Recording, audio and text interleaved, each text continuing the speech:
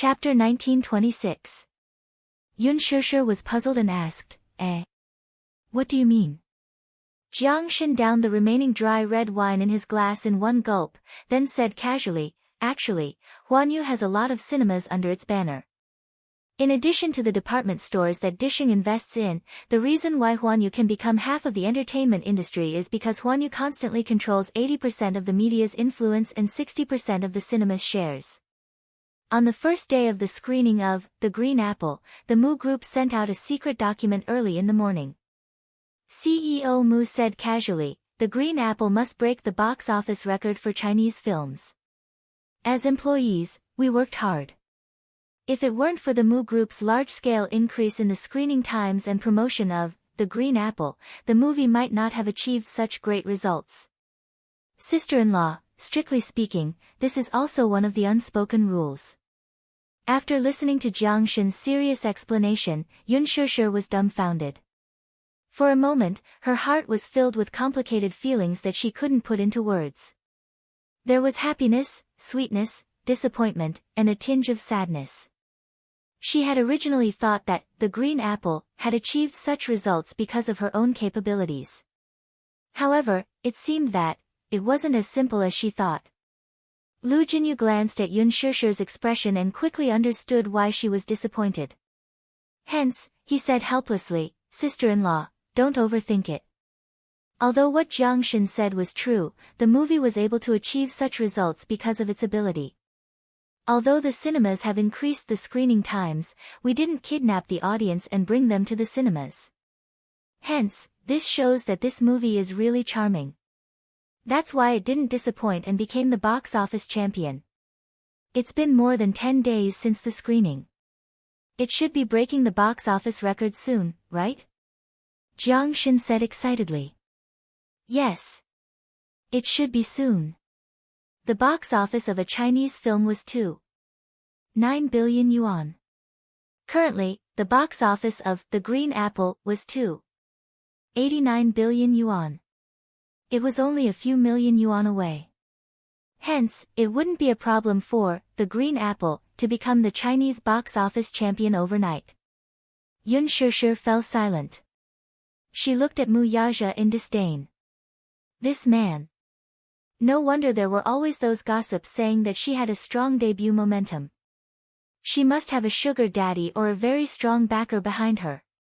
This made her feel even more indignant. She had put in so much effort in order to produce the best work. No matter how hard and tiring it was, she had no complaints. But in the end, it was like this. She had clearly put in a lot of effort, but a simple sentence, she must have a sugar daddy behind her, easily erased all her efforts. It turned out that this man had been adding fuel to the fire behind the scenes. Yun Shishir recalled the past. No wonder her resources had always been top-notch. It was all up to him. Yun Shishir didn't know whether to laugh or cry. It seemed that she would never be able to wash away the rumors of her being involved in the unspoken rules. That was because she had really been pushed to the top. However, her husband was the one who had pushed her to the top. This was something that no one had expected. She was flattered so much that she felt at ease. Hee. You have to walk the red carpet with me. Mu Yaja spoke from the side. His attitude was firm and unquestionable. Yun Shishir frowned. Why? There's no why. Chapter 1927. Lu Jinyu suddenly said, Actually, sister-in-law, if you walk the red carpet with boss, there won't be any rumors. You don't know this, but the media has been tamed by the Mu Group. In the past, when boss had just debuted, those entertainment reporters were like flies, squatting outside his hotel in large groups. After that, they were taught a lesson by boss. Basically, no one dared to report about him anymore.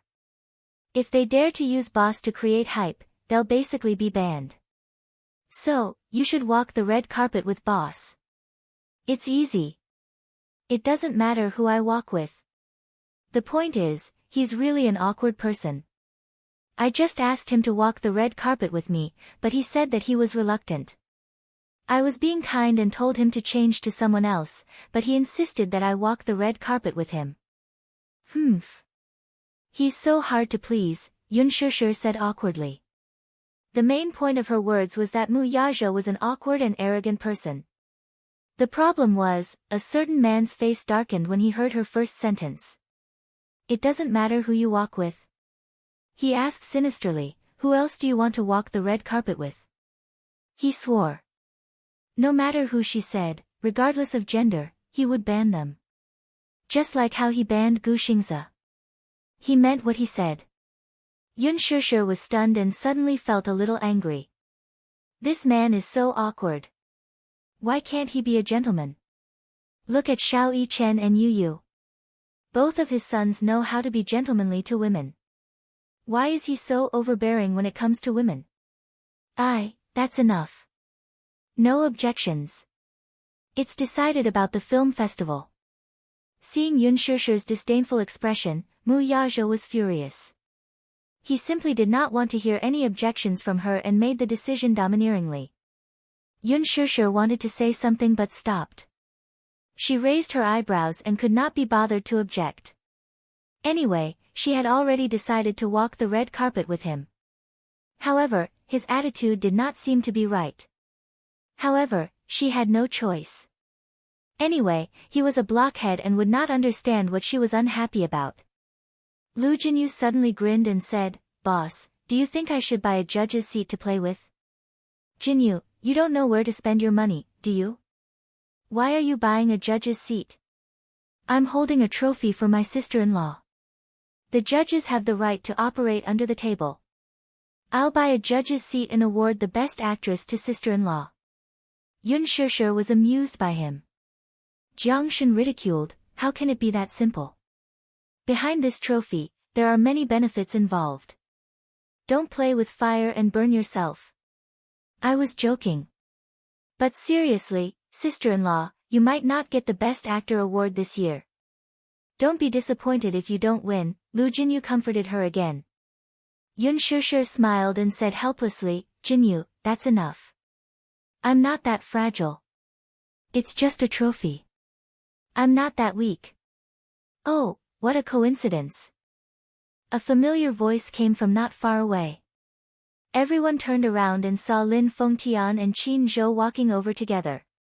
Behind them was someone Yun Shishir could not be more familiar with. It was Hua Jin.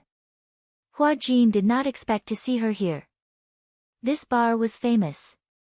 Every time it was this time, many people in the industry would gather here. It could be said to be the Hall of Fame of the bar. Qin Zhou and Lin Fengtian were regulars here. Chapter 1928. Needless to say, Hua Jin was even more familiar. Before he debuted, he had been hanging out in this bar all year round. Many of the senior guests knew him. However, when Hua Jin saw Mu Yaja holding Yun Shishir in his arms, his eyes flickered for a moment. Then, the corners of his lips curled up coldly. No matter how stupid a person was, it was not difficult to guess how close the two of them were when they saw them snuggling up to each other intimately. Moreover, his eyes were sharp. He immediately saw the engagement ring on Mu Yaja's finger. It was a pair of rings on Yun Shishir's finger. Could it be that this man was her fiancé? When Hua Jin thought of this, he felt a stab in his heart. He was a little envious. Qin Zhou laughed as he walked over and hooked his arm around him. "I didn't expect to meet our big boss here. What a coincidence." "Big boss?" Hua Jin carefully asked Lin Fengtian. "This is Huan Yu's behind-the-scenes boss, Mu Yaja. Don't you know him?" Hua Jin was stunned. He shook his head and answered honestly, "I've only heard of this name, but I've never seen him before. I'm warning you. If you interact with this person, you must be careful with your words and actions. Do you understand? Don't speak without thinking like before. If you anger him, even if your backer comes forward, he won't be able to protect you. Do you understand?" Lin Fengtian was in a good mood today. He had asked Qin Zhou to come over for a drink. Coincidentally, he had asked Hua Jin out to discuss a collaboration. Hence, the three of them gathered together. Hua Jin respected Lin Fengtian quite a bit. He was even more in awe of Qin Zhou. Hence, in front of the two of them, he was quite restrained. He was a shrewd person. He would speak the human language when he saw people and the ghost when he saw ghosts. Lin Fengtian thought highly of Hua Jin. He also knew a lot about Hua Jin's past. Hence, he intended to guide this young junior. You're working with Yun Shishir on a TV series, right? That's right. Her scenes are almost done. Hua Jin said honestly. Lin Fengtian nodded and said, it's better to keep a distance from her. This was the first time he had heard someone say something like this. Generally speaking, he could only advise others to stay away from him. However, no one had reminded him to keep a distance from that person. The person behind Yun Shishir is very possessive. If you get too close to her, be careful that you don't get banned. Lin Fengtian said in a meaningful tone. As he spoke, he walked over and proposed a toast to Muyaja. Muyaja glanced at him, then suddenly looked at Hua Jin behind him and narrowed his eyes. Yun Shishir looked in Hua Jin's direction and was stunned for a moment. Then, she smiled and nodded at him. Hua Jin also smiled and said, Shishir, what a coincidence. You're here too. Having a drink with a friend. Jiangshan was drunk and retorted, sister-in-law, what do you mean by having a drink with a friend? You don't even touch a drop of alcohol. You only drink soft drinks. It's a loss to drink with you. Sister-in-law, you're a bully. Yun Shishir waved her fist at him. Shut up. After interacting with them for so long, she was already familiar with Muyaja's buddies. Hence, she could joke with them. Sister-in-law. Hua Jin frowned in disbelief. Chapter 1929.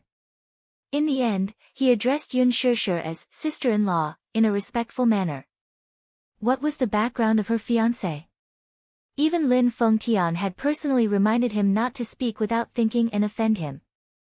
Otherwise, no matter how strong his backer was, he would not be able to protect him. He had heard that Gu Xingze had been banned from the entertainment industry. Was it also this man's doing? It could be seen that this was an incomparably powerful man, a supremely proud king. Hua Jin's heart skipped a beat. Muyaja narrowed his eyes and continued drinking, ignoring Hua Jin's gaze. At that moment, Hua Jin was conquered by his aura. The clash between men was a battle of auras. Muyaja just sat there with his back straight and his expression calm. No one in the entertainment industry could match his exquisite and handsome face. Even Gu Xingze was not qualified to do so. If such a man was born in the entertainment industry, he would not have the status of Gu Xingze. Just by sitting there, he did not need to say anything or show any expression. Just his irresistible aura alone was enough to make people feel awe and admiration from the bottom of their hearts. The suppression of his aura made Hua Jin subconsciously feel that he had lost. There was no way for him to fight back. In just a second, the difference between the two of them was obvious. Hua Jin thought to himself that this man was qualified enough to have someone as beautiful as Yun Shishir. He admitted defeat. Hua Jin walked over and smiled gently at Yun Shishir. Sister, is this brother-in-law? He called her sister in a tone that was intimate but not overly intimate. He did not want to cause her any trouble. As for Yun Shishir, he did not have any complicated feelings for her. He had always treated her as his sister. Perhaps it was because of her gentle and charming aura that he yearned for. He had lacked familial love since he was young, especially maternal love. He had no concept of it at all. However, deep in the bones of men, there was an incomparably extravagant hope for maternal love. Therefore, Hua Jin had a sibling relationship with Yun Shishir. He treated her as his elder sister, perhaps because he was greedy for the mature and gentle feeling she gave off. Muyaja glanced at him. Who is this? Yun Shishir immediately said, Hua Jin is in the same crew as me. He's a few years younger than me and we get along quite well. Mu Yaja immediately looked at him suspiciously. Hua Jin, on the other hand, smiled sweetly and called out obediently, "Brother-in-law. I heard my sister mention you when we were on set." Mu Yaja first looked him up and down. Suddenly, when he heard his respectful greeting, he faintly grunted. However, they did not reject him. It seemed that he had acknowledged him as brother-in-law. Yun Shishir felt gratified. The three of them joined the battle. Hence, the table was in full swing. The battle was fierce. The ending was undoubtedly tragic. Other than Mu Yaja and Hua Jin, the rest of the people were almost lying down. Mu Yaja was born with a good alcohol tolerance and knew how to control the situation. Moreover, no one dared to force him to drink too much. Hua Jin, on the other hand, often went to bars and nightclubs. He had been through hundreds of battles and his alcohol tolerance was very high. Yun Shishir also drank half a glass. As a result, the alcohol kicked in. She was a little drunk, and it was time for her to stop drinking. When they left, it was already very late. Chapter 1930. Tonight, he was in a good mood. Hua Jin watched the two leave and smiled as well. He then helped Lin Fengtian out of the room. When the car passed by the night market, Yun Shishir leaned against the window and suddenly said, "I want to eat skewers." No. Mu Yaja, however, rejected her unquestionably. Barbecue, junk food, and unhygienic. Why did she like to eat such things? It's getting late. You should go back and rest. No, I want to eat. I haven't eaten in a long time. Mu Yaja was speechless. Didn't Qin Zhou ask you to lose weight? We're going to walk the red carpet soon. You should at least maintain your figure, right? It's okay to eat a little. Just a little. Yun Shishir suddenly thought of something. Don't tell me you haven't eaten skewers before. No. Oh please. It's delicious. Actually, the real delicacies are hidden in the streets and alleys. The taste is really good. If you haven't eaten it before, you'll regret missing it. Yun Shishir was eloquent. She looked at the delicious food passing by outside the window and was fascinated. Perhaps it was because of the yearning in her eyes, Mu Yaja finally softened and asked the driver to stop the car by the side. The weather was a little cold at night. When she got out of the car, he deliberately put his jacket on her. What are you doing? I'm not cold. Put it on. He did not allow her to protest and used his jacket to wrap her slender body. Yun Shishir had no choice but to put it on. However, the man's consideration still warmed her heart. The night market in capital city was busiest until 3 or 4 o'clock in the morning. It was bustling with people. Although it was early in the morning, business was good at the stalls. There was a night market here. At night, there would be a lot of delicious food. The foodies who were rooted in capital city rarely visited those restaurants. That was because they knew that the real delicacies were hidden in alleys like these. As the saying goes, good wine fears no dark alleys. Although the area wasn't bustling, business was booming at night. Yun Shishir finally found a seat. The table was low, and the stool was uneven. When Mu Yaja sat on it, the other end of the stool almost tilted up. Yun Shishir's reflexes were quick, and she only managed to stabilize her balance by sitting on it. This broken stool. Mu Yaja cursed in his heart. The table was also very short. After all, with his height, the table only reached his waist when he sat down. He had never felt so uneasy before and was not used to it.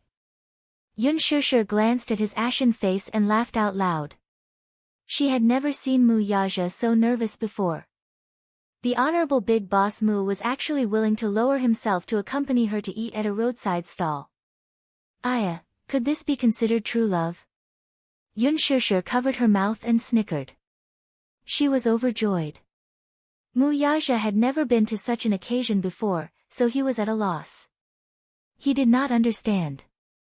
In such a simple place, even the table was missing half a corner and was not stable. What was there to patronize? Yun Shishir laughed at him. You don't understand. Actually, skewers are the most popular culture in the night market. I used to come here to eat skewers when I got off work late. Especially in the summer, it was especially good. In the winter, business is not good. In the summer, there are dozens of tables like this. Even 10 people can't handle it.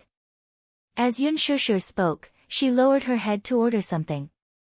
It was midnight and she was very hungry. Chapter 1931. He pointed at one of the lines and questioned, "What's a silkworm cocoon?" Yun Shishir looked up and looked at him as if she was looking at a retard. She was extremely disdainful. What else can it be? After a silkworm baby spits silk and opens the cocoon, the silkworm will turn into a small ball inside.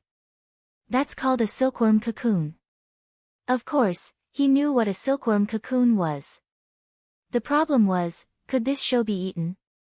That's a worm. Mu Yaja could not stay calm anymore. Can it be eaten?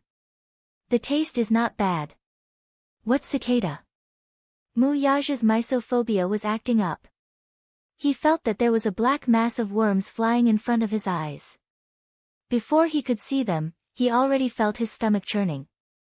This restaurant's roasted cicada is very delicious. My colleague brought me here to eat it. At first, I also felt disgusted, but after eating a little, it was like opening the door to a new world. Mu Yaja felt that the world was a fantasy. He had never heard that worms could be eaten. Moreover, cicada also has medicinal value. Eating it is not only harmless to the body, but it's also beneficial. However, barbecue is just for the taste. There's no need to consider whether it's nutritious or not. Now that I haven't eaten skewers, I'll definitely order cicada. After Yun Shishir was done ordering, she passed it to the boss. Soon, the food was served in skewers. When Mu Yaja saw the first serving, he immediately covered his mouth in disgust. This woman had a strong taste. She actually ate pig brains. Pig brains were roasted with chopped green onions, soy sauce, and garlic paste on top. It was especially fragrant, and the oil was constantly boiling. However, just imagining it made him flinch. That was a brain. Yun Shishir was speechless. Hey, what's wrong? You look like you're about to throw up. Is it that exaggerated? It feels disgusting. Just take a bite and you'll feel that there's such a delicacy in the world. Yun Shishir encouraged. Mu Yaja, on the other hand, gritted his teeth and refused to look at her. Just looking at it was enough to make him feel nauseous. If he tasted it again, wouldn't he vomit? Perhaps it was because he had received a Western-style education since he was young, but when he was younger, he didn't even dare to eat a fish on the table. Westerners were especially disgusted by animal heads. Especially when he was eating the fish, his eyes were staring at him. It was very scary. However, after he returned to China, he gradually accepted the Chinese food culture. However, he only dared to look at things like brains, claws, and worms from afar. He did not dare to taste them himself. Yun Shishir kept brainwashing him. She was determined to let him have a taste. Don't think that this is a brain. Just tell yourself that you're eating a piece of tofu. That's all. I'm not eating. Mu Yaja's attitude was firm and unwavering. Yun Shishir pouted and said, "Please, can you be more manly? If I dare to eat it, why don't you dare to eat it? What's in your head? You've even eaten snails before." These words, however, provoked him. Mu Yaja furrowed his brows and stared at her intently. Finally, with an expression as if he was facing death, he closed his eyes and allowed her to feed him a spoonful of crushed brains. He kept brainwashing himself. This is tofu, this is tofu." Mu Yaja endured the discomfort and swallowed a mouthful without tasting it. "How is it?" "It's tasteless." "You swallowed it directly." Chapter 1932. Mu Yaja's face immediately turned pale. "No." Before he could finish his sentence, Yun Shishir suddenly grabbed his jaw and forced a mouthful of pig's brain into his mouth. Mu Yaja was speechless. This was simply inhumane torture. For the first time in his life, Mu Yaja had the urge to strangle her to death. Had this fellow become bold?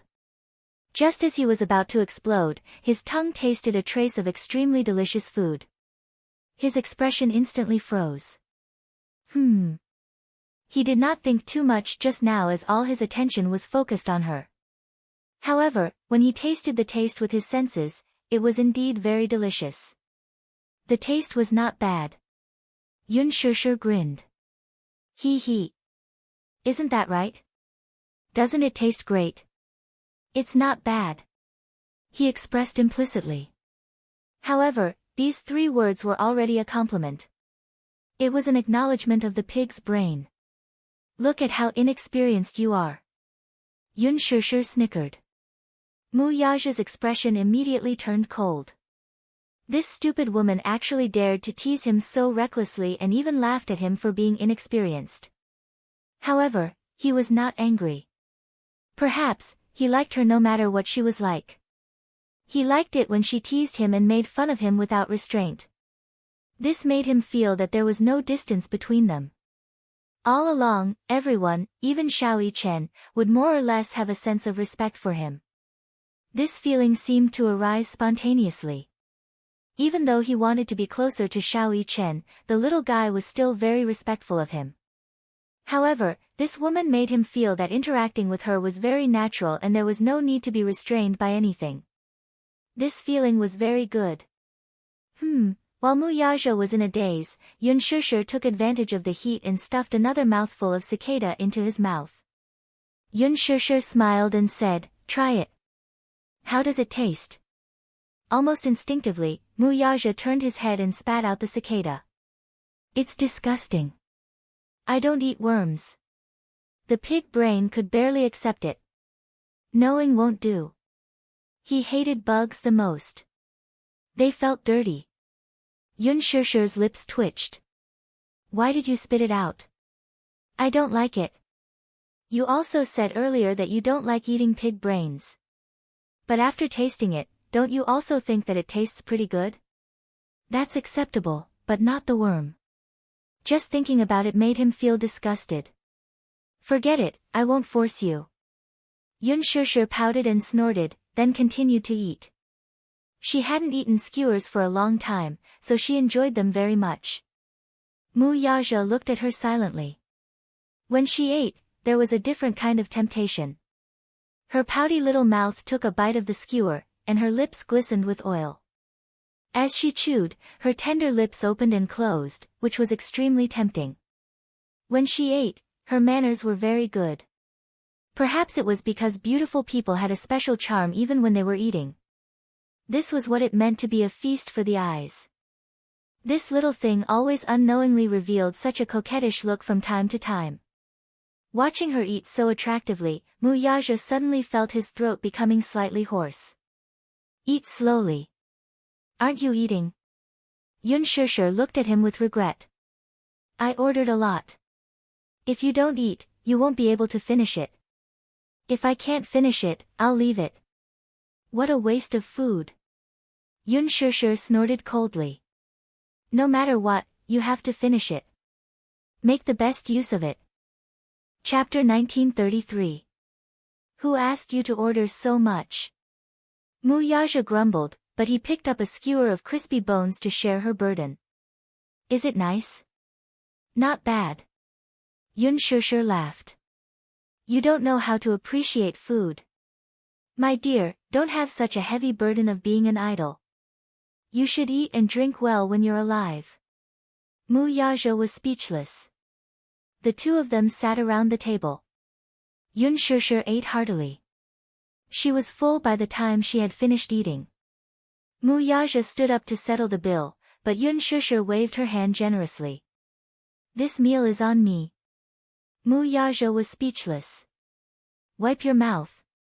As he spoke, he passed the handkerchief to her. Yun Shishir carefully wiped the grease off her mouth as she ran to settle the bill. The total was more than 100 yuan, so it was still considered a good deal. After eating and drinking to their heart's content, they wanted to go home and rest early. Yun Shishir held onto his arm and snuggled up in the crook of his arm. Her extremely coquettish look made his heart skip a beat. Thus, he hugged her shoulders, lowered his head, and kissed her deeply on the lips. He lingered and did not go deeper. Although it was just a light kiss, it was still not enough. When he let go of her, Yun Shishir was already intoxicated. Her face looked as if it had been smeared with high-quality rouge, especially her pair of shimmering eyes. Mu Yaja's throat moved. In this chilly wind, his body was slightly hot. Let's go home. He hugged her and wanted to quickly get into the car to avoid the wind. However, just as they were about to get into the car, Mu Yaja suddenly caught a glimpse of a light in a corner not far away. His gaze froze and he turned around abruptly. He saw a flash of light. Immediately after, there seemed to be a black shadow moving in the parterre. Someone was secretly taking pictures. With this realization, Mu Yaja said to her, "Get in the car." "What's the matter?" "Get in the car first. There's an entertainment reporter secretly taking pictures." When Yun Shishir heard this, she didn't dare to make a sound and quickly hid in the car. Mu Yaja walked in the direction of the figure. At first, that person didn't realize that Mu Yaja had discovered his presence. However, when he got closer, he suddenly realized that he had been discovered and turned to escape. "Stop right there," he said coldly. The entertainment reporter suddenly stopped in his tracks and turned around. However, he did not recognize the identity of the man in front of him and said in a somewhat annoyed tone, "What? What did you take pictures of just now?" Mu Yaja asked coldly and his tone was unfriendly. Seeing that his tone was not friendly, the entertainment reporter's attitude was not good either. He retorted arrogantly, "It's none of your business. What's that got to do with you? I don't care what you've taken." The entertainment reporter was so angry that he laughed instead. "Why should I? I have the right to reject your order." Yun Shishir had been very popular recently. Perhaps, the word popular couldn't even describe the momentum of her popularity. She exploded in popularity overnight. The three words, Yun Shishir, were becoming more and more valuable. Qin Zhou had taken very good measures to protect Yun Shishir. It was very rare for the entertainment reporters to take even a single shot of her. The reason he had been waiting here was to wait for another person. However, he didn't expect that instead of that person, an even bigger fish would come. Yun Shishir. Gosh, there was a mysterious man beside her. The two of them were very close to each other and were hugging each other. They looked very intimate. He even saw this man kissing her just now. Chapter 1934. He did not expect to be able to verify that Yun Shishir was indeed not a simple person. He had even managed to capture an intimate scene between the two of them, which was like a treasure to him. However, he did not expect the man to be so sharp as to discover it. Mu Yaja stared at him for a long time, like a ferocious lion staring at its prey. Suddenly, he stopped talking and sneered. His voice was as cold as ice. "What a right to refuse." He laughed. He laughed at the fact that the reporter refused a toast only to be forced to drink a forfeit. The entertainment reporter was stunned by his cold laughter. For a moment, he could not move and looked at him stiffly. Mu Yaja said coldly, "Go back. You can publish the photos if you want to. But I have to remind you of one thing. Don't lose your hands over some benefits." With that, he turned around and left expressionlessly. He got into the car and drove off. The entertainment reporter watched the car leave and fell to the ground in fright as if he had lost all his strength. The aura that Mu Yaja exuded just now was enough to make one's scalp tingle and shudder. Especially that pair of eyes, it made one's hair stand on end. Was he threatening him? Did he think that he was scared? He had been in the entertainment industry for so many years. Could it be that he grew up being scared?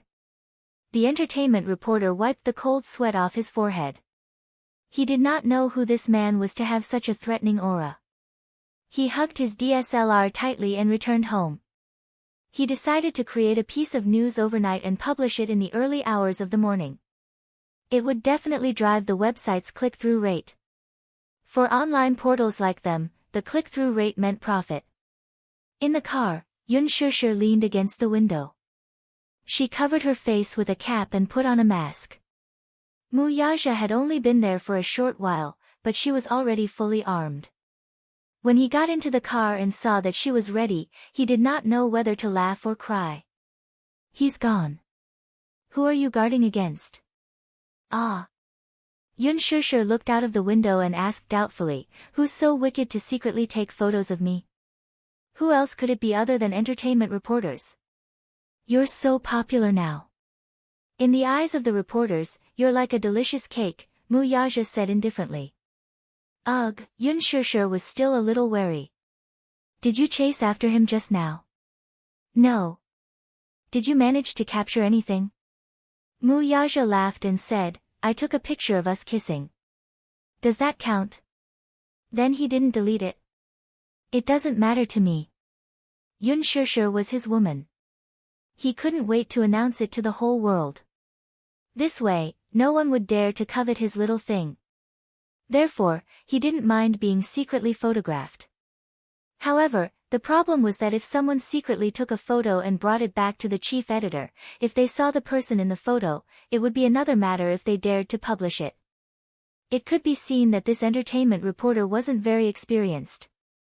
If it was an experienced entertainment reporter, they would have to take a detour when they saw him. They wouldn't even dare to take a second look at him, let alone take a sneak shot. Mu Yaja used to be very disgusted with reporters who secretly took photos of him.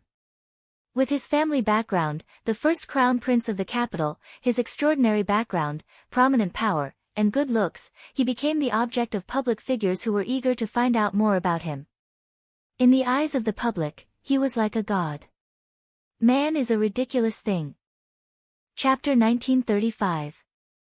As the grandson of the richest man in the country, he was young but talented. He was completely different from the second son of a rich family. The public had always been curious about him. However, he did not like his privacy being pried into. When he first entered the Mu group, he was first exposed to the public in a national news video. He was sitting in the main seat, and the camera flashed by. He became a hot topic online. The paparazzi started to take photos of him secretly. Of course, Mu Yaja was young and hot-blooded at that time. Those who took photos of him ended up in a sorry state. The worst thing was that the photos of him visiting his mother's grave were also published online. In a fit of anger, he was ruthless and banned the entire news agency. From then on, no entertainment reporters dared to pursue him. No one dared to offend this ruthless crown prince. How annoying. He's just like a fly. Yun Shishir did not like this feeling. However, as a public figure, this was something that had to be sacrificed. The public always had a strong desire to pry into celebrities. Just as Mu Yaja had expected, the next day was uneventful. In fact, after the entertainment reporter had gone home last night, he had worked through the night to produce a piece of news. When he finally submitted it to the chief editor for review, the chief editor had seen the familiar face of the man in the photo and had slammed the manuscript on his face. Do you know the identity of the man in the photo? How dare you take photos of such a person? Do you want to implicate the entire website? The entertainment reporter was confused and didn't know what to do. Boss, what's going on? Do you know that there are 4 princes in the capital who cannot be offended? The first one is the big Buddha of the Mu group. When the reporter heard this, his mouth opened so wide that it could fit 2 eggs. What? You mean that the man I took photos of is Mu Yaja? Have you heard of this name? Of course. It's like thunder in my ears. Then why did you write it? The chief editor was furious. If he had been careless, Dishing Financial Group would have announced a hostile takeover of them in less than 2 days once the photo was published on the company's website. Only then did the entertainment reporter understand. No wonder that man was so arrogant that day. It turned out that this person had a great background. It seemed that he was still too inexperienced and had almost offended someone he should not have offended. When he turned around, the chief editor could not sit still and broke out in a cold sweat. He immediately called Minyu and asked him to pass on his apology to Muyaja. Minyu didn't know whether to laugh or cry. It was rare for there to be an entertainment company that didn't know their boss.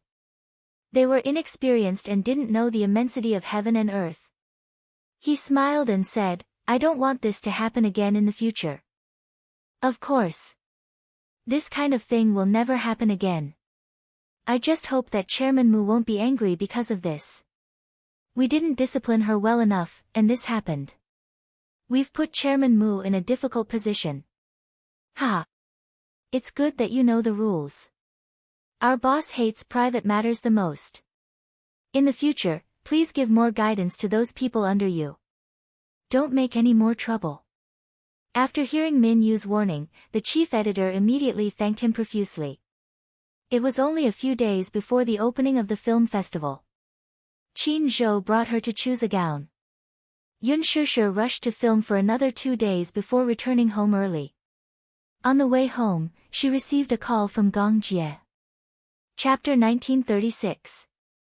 On the other end, Gong Jie's tone was light and cheerful. Yun Shishir smiled. "Busy man, you're finally on holiday." Gong Jie pursed his lips into a smile and said, "Yes. Sis, I want to go to Beijing for a walk, but I can't find a good guide. What do you think I should do?" "Alright, how about this? I'll pick you up in the afternoon and bring you out for some fun." "Okay." When Yun Shishir reached home, she changed into a thick coat, paired it with a hat, a pair of sunglasses, and a mask. She went out in full gear. The weather was very good today. The sky was clear and the sun was shining brightly. It was the best time to go out for a walk. On the way, Yun Shishir had already thought about it. Since it was not a holiday, it was not a bad idea to go on a road trip to the wildlife park. Gong Jie sent her a location. Yun Shishir drove there using the GPS. It turned out to be the headquarters of Liji Group. When they drove into the park, Yun Shishir was stunned by the majestic building. What a magnificent building! Yun Shishir sighed in her heart. Liji Group was a global toy supplier. It had a very high status. 2 years ago, it was a toy factory that was on the verge of bankruptcy. Now, after 2 days of consolidation, it had become a toy empire. It was the world's #1 toy brand and was highly respected by children. In the past, when she bought gowns for Yu, she would always go to Liji's brand store to buy one. The service was good and the price was not too expensive. Moreover, the quality was good. Yu liked it very much and could not bear to put it down. However, she did not expect Liji Group's headquarters to be so magnificent. However, why was Gong Jie here? After Gong Jie got into the car, Yun Shishir asked, "Why are you here?" Because Yu." Gong Jie was stunned for a moment before he subconsciously blurted out the truth. Fortunately, just as he was about to speak, he remembered that the boy had repeatedly reminded him to keep the secret for him. Thus, he stopped abruptly and did not continue speaking. Yu? Yun Shishir was puzzled and confused. Didn't Yu like Liji's toys? Coincidentally, this company is also one of my business partners, so I came over to check it out. Gong Jie glossed over it and justified himself. Yun Shishir nodded and smiled. Yes, Yu likes Liji's toys very much. I can't bear to part with them. Gong Jie smiled, but he was complaining in his heart. What do you mean by, can't put it down? That's just an illusion, okay? In reality, Yu was the chief designer of the toys. He had a thick stack of toy blueprints in his study room. Before the toys were released to the market, he had gone through the blueprints several times to find out where they were lacking. After he perfected them, he put them into mass production. He was already sick of the toys before they hit the market. Yu had once complained to him, "Mommy's gift to me is so unoriginal. Other than Liji's toys, it's Liji's smart products. Can I say that every gift she gives me is a flagship product designed by me? I have to pretend that I like it very much." Otherwise, she will think too much. That at least shows that your designs are very good and are very popular in the market. Yu Yu touched his forehead helplessly. But I'm already sick of toys. I can't come up with anything new. Gong Jie could not help laughing when he thought of this.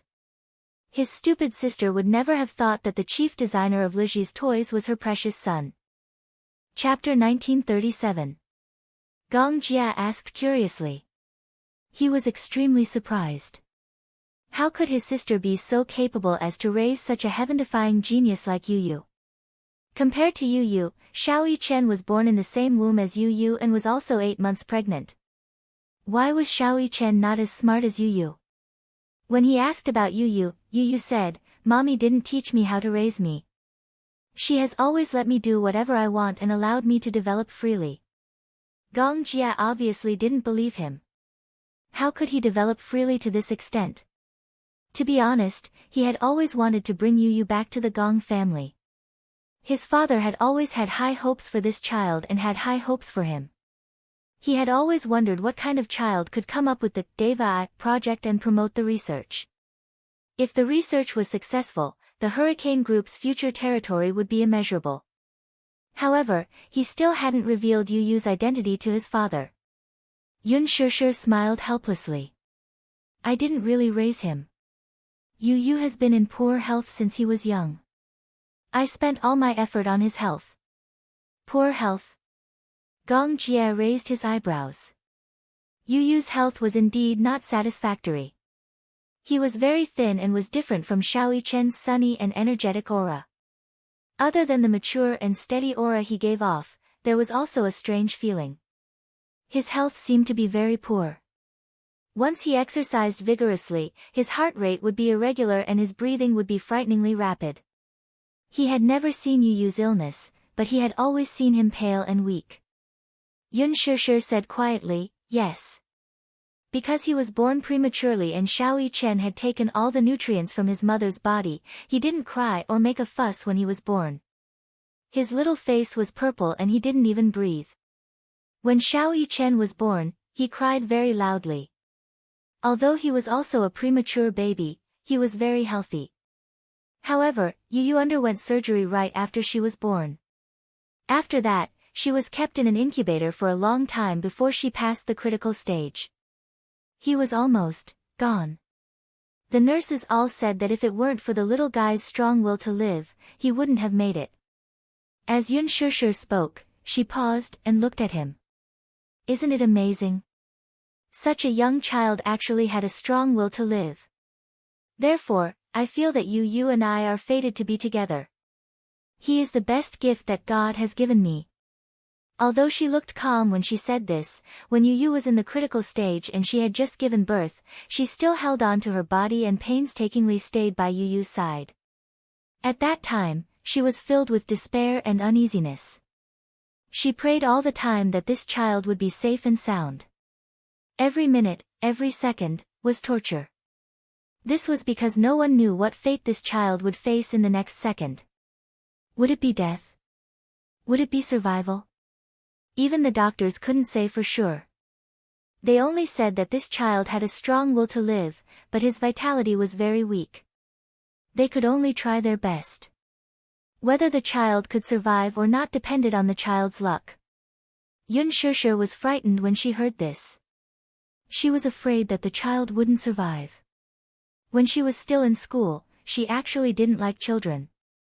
When she saw how mischievous other children were, she silently thought that if she had children of her own in the future, she would definitely train them to be obedient and cute.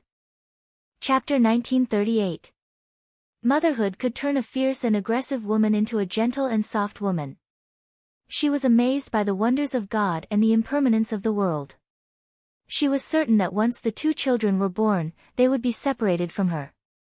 Even so, she still hoped that the two children would grow up healthily. Xiao Yichen was taken away by the Mu family when he was born. However, they left behind a sickly child. The Mu family did not know. The first time Yun Shishir saw the child, he was in an incubator. His skin was wrinkled and his face was flushed. He did not even have time to open his eyes. However, his long eyelashes fluttered like the wings of a butterfly. They were long and charming. I hope that you will survive. I hope that you will grow up to be taller than me and be healthy. Yun Shishir made a wish and named him Tianyu. She hoped that the heavens would protect the child and that he would be able to survive the ordeal. The child seemed to be very intelligent. It was as if he understood her prayers. His vital signs became more stable day by day. On the 18th day of his birth, he finally survived the ordeal. However, he spent his long childhood in the hospital. Yun Shishir always felt that she owed him. Hence, unlike other parents, she did not impose too many burdens on the child and allowed him to develop freely. Gong Jia quietly added after her, he developed freely, but in the end, he developed into such a heaven-defying person.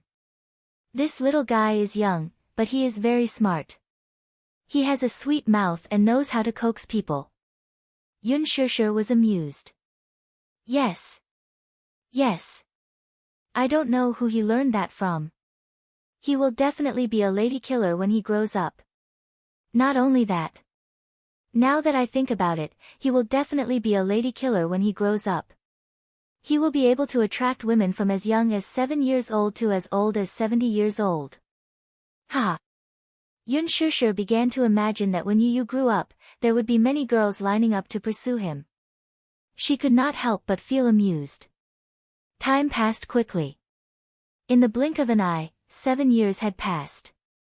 Perhaps, in the blink of an eye, Yu would really grow up. Yun Shishir thought that when that day came and Yu brought his wife home, she would definitely be jealous. Sister, where are we going to play? Safari Park.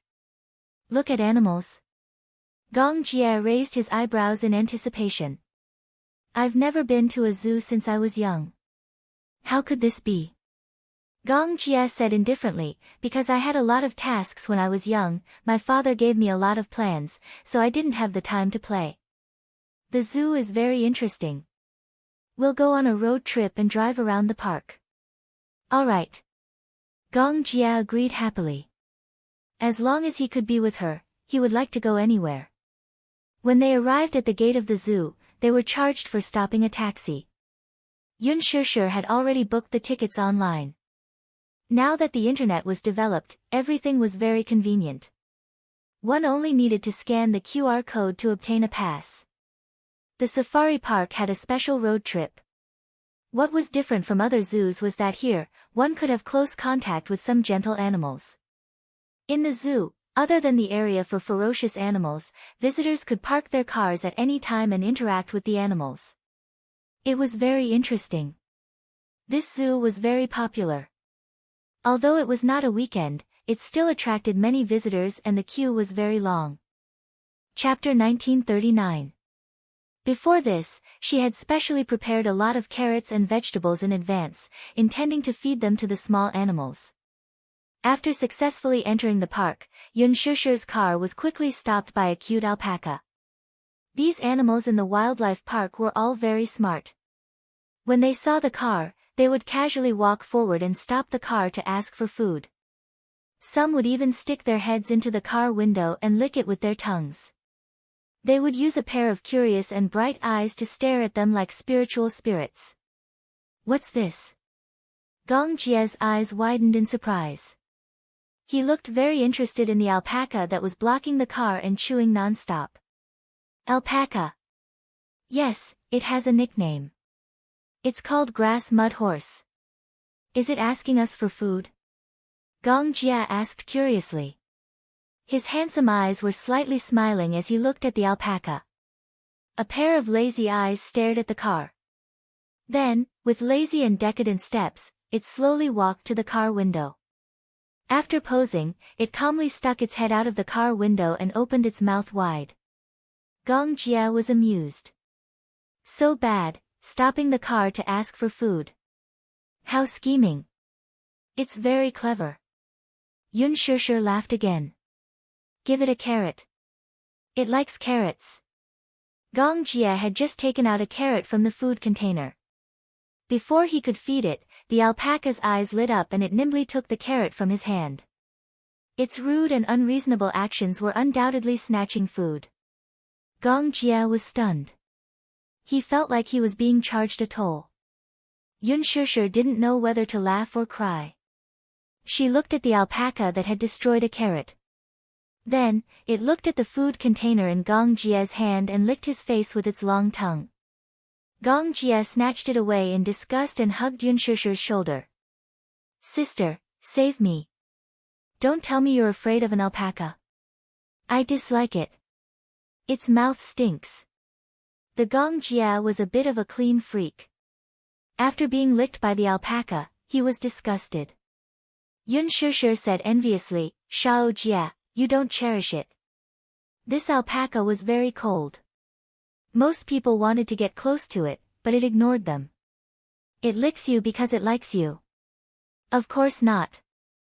Gong Jia complained, it's obviously trying to steal my carrot. That's why it's trying to be nice to me. It's so scheming. Yun Shishir laughed out loud. Then quickly give it the carrot. If you give it to him, he won't bother you anymore. Gong Jia took out a carrot to tease it. He deliberately tempted it, and when it was about to eat it, he moved away. However, the alpaca was very persistent. It didn't know how to be angry. It stared at the carrot in Gong Jia's hand for a long time, but it couldn't lick it. After a while, the alpaca realized that the two-legged beast must be teasing it. It pouted its mouth angrily and spat at him. Yun Shishir was speechless. Gong Jia was also speechless. He closed his eyes, frowned, and fell silent. The saliva on his face was sticky. His face was stiff, as if it was the first time an animal had despised him and spat at him. Was it despising him? Yun Shishir complained, serves you right. Who asked you to tease it? Gong Jia expressed his innocence. He thought it was cute, so he couldn't help but want to tease it. In the end, the alpaca despised him. The alpaca seemed to have vented its anger and spat at Gong Jia again. Chapter 1940. A stream of saliva splattered on Yun Shishir's face. Yun Shishir was still laughing at him when she was spat on too. She was so aggrieved that she was about to cry. Gong Jia laughed gloatingly. Ha ha ha. You were spat on too. Serves you right. Who asked you to laugh at me? Yun Shishir immediately took a wet towel and wiped the saliva off her face. She glared at him. You still have the cheek to laugh. It's all your fault for implicating me. He was obviously spitting on you. You're my sister. We should share blessings and hardships together. Gong Jia winked mischievously and also wiped his face with a wet towel. The siblings looked at each other and smiled knowingly. After giving the carrot to the alpaca, Yun Shishir and Gong Jia went to the sink and washed the saliva off their faces. Luckily, she didn't wear any makeup. Otherwise, without makeup remover, it would be difficult to remove the saliva on her face. After Gong Jia washed his face, he looked at Yun Shishir who was carefully wiping her face. He suddenly reached out and held her hand tightly. Yun Shishir turned around and looked at Gong Jia, only to see his eyes full of tenderness. It's so good to be able to hold my sister's hand. Gong Jia's smiling eyes were bright and full of doting. Why? You caused me to be spat on and now you're trying to please me? It's too late. Sister, I was wrong. Don't be angry, okay? Gong Jia pretended to be obedient and tried to please her. Yun Shishir snorted and turned to leave. Gong Jia stuck behind her, feeling wronged. Just like when they were young, when he made a mistake, he would follow behind her and constantly use flowery words to make her happy. Yun Shishir continued to walk forward by herself as she pursed her lips and snickered incessantly. After Gong Jia repeatedly begged for mercy, she turned to glare at him coquettishly and suddenly held his hand. All right, I forgive you. But from now on, be good, okay? Okay. Listen to me. Gong Jia smiled and looked at her obediently. Even though he was 189 meters tall, Yun Shishir's petite and slender body only reached his chest, making her look like a little bird that was dependent on him. However, such a big guy listened to her and even obediently lowered his head to kiss her on the cheek. I love big sis the most. Hey, there are so many people watching. Isn't it embarrassing? Can you be more serious? What? People will only be envious of our good relationship. Gong Jie said as he held her hand tightly. Along the way, he gently held her hand as they quietly toured the garden. Walking on the small path, countless people turned their heads to look at the handsome man and beautiful woman. The man had a slender figure, a handsome face, and a tall and straight posture. The woman's figure was graceful, elegant and refined, quiet and warm. Perhaps it was because Yun Shishir was wearing a mask and her face couldn't be seen clearly, but when they saw her and Gong Jie standing together, many people mistakenly thought that they were a couple. There were even many young couples looking at them. Especially those young ladies, their gazes landed on Gong Jie and they couldn't look away. They had never seen such a handsome and sunny man, especially when Gong Jie lowered his head to listen seriously to Yun Shishir's words. His eyes were focused, serious, and full of love, making many girls envious. They also wanted to have such a considerate and gentle boyfriend. The most important thing was that he was so handsome. Yet, such a perfect man was actually taken. Chapter 1941. Yun Shishir was baffled and felt many hostile gazes on her. She looked around and realized that many people were looking at them curiously. She seemed to have accidentally become the public enemy of the girls. However, it was indeed a little too ostentatious to have someone as dazzling as Shao Jia by her side. Let's go back to the car. What's wrong?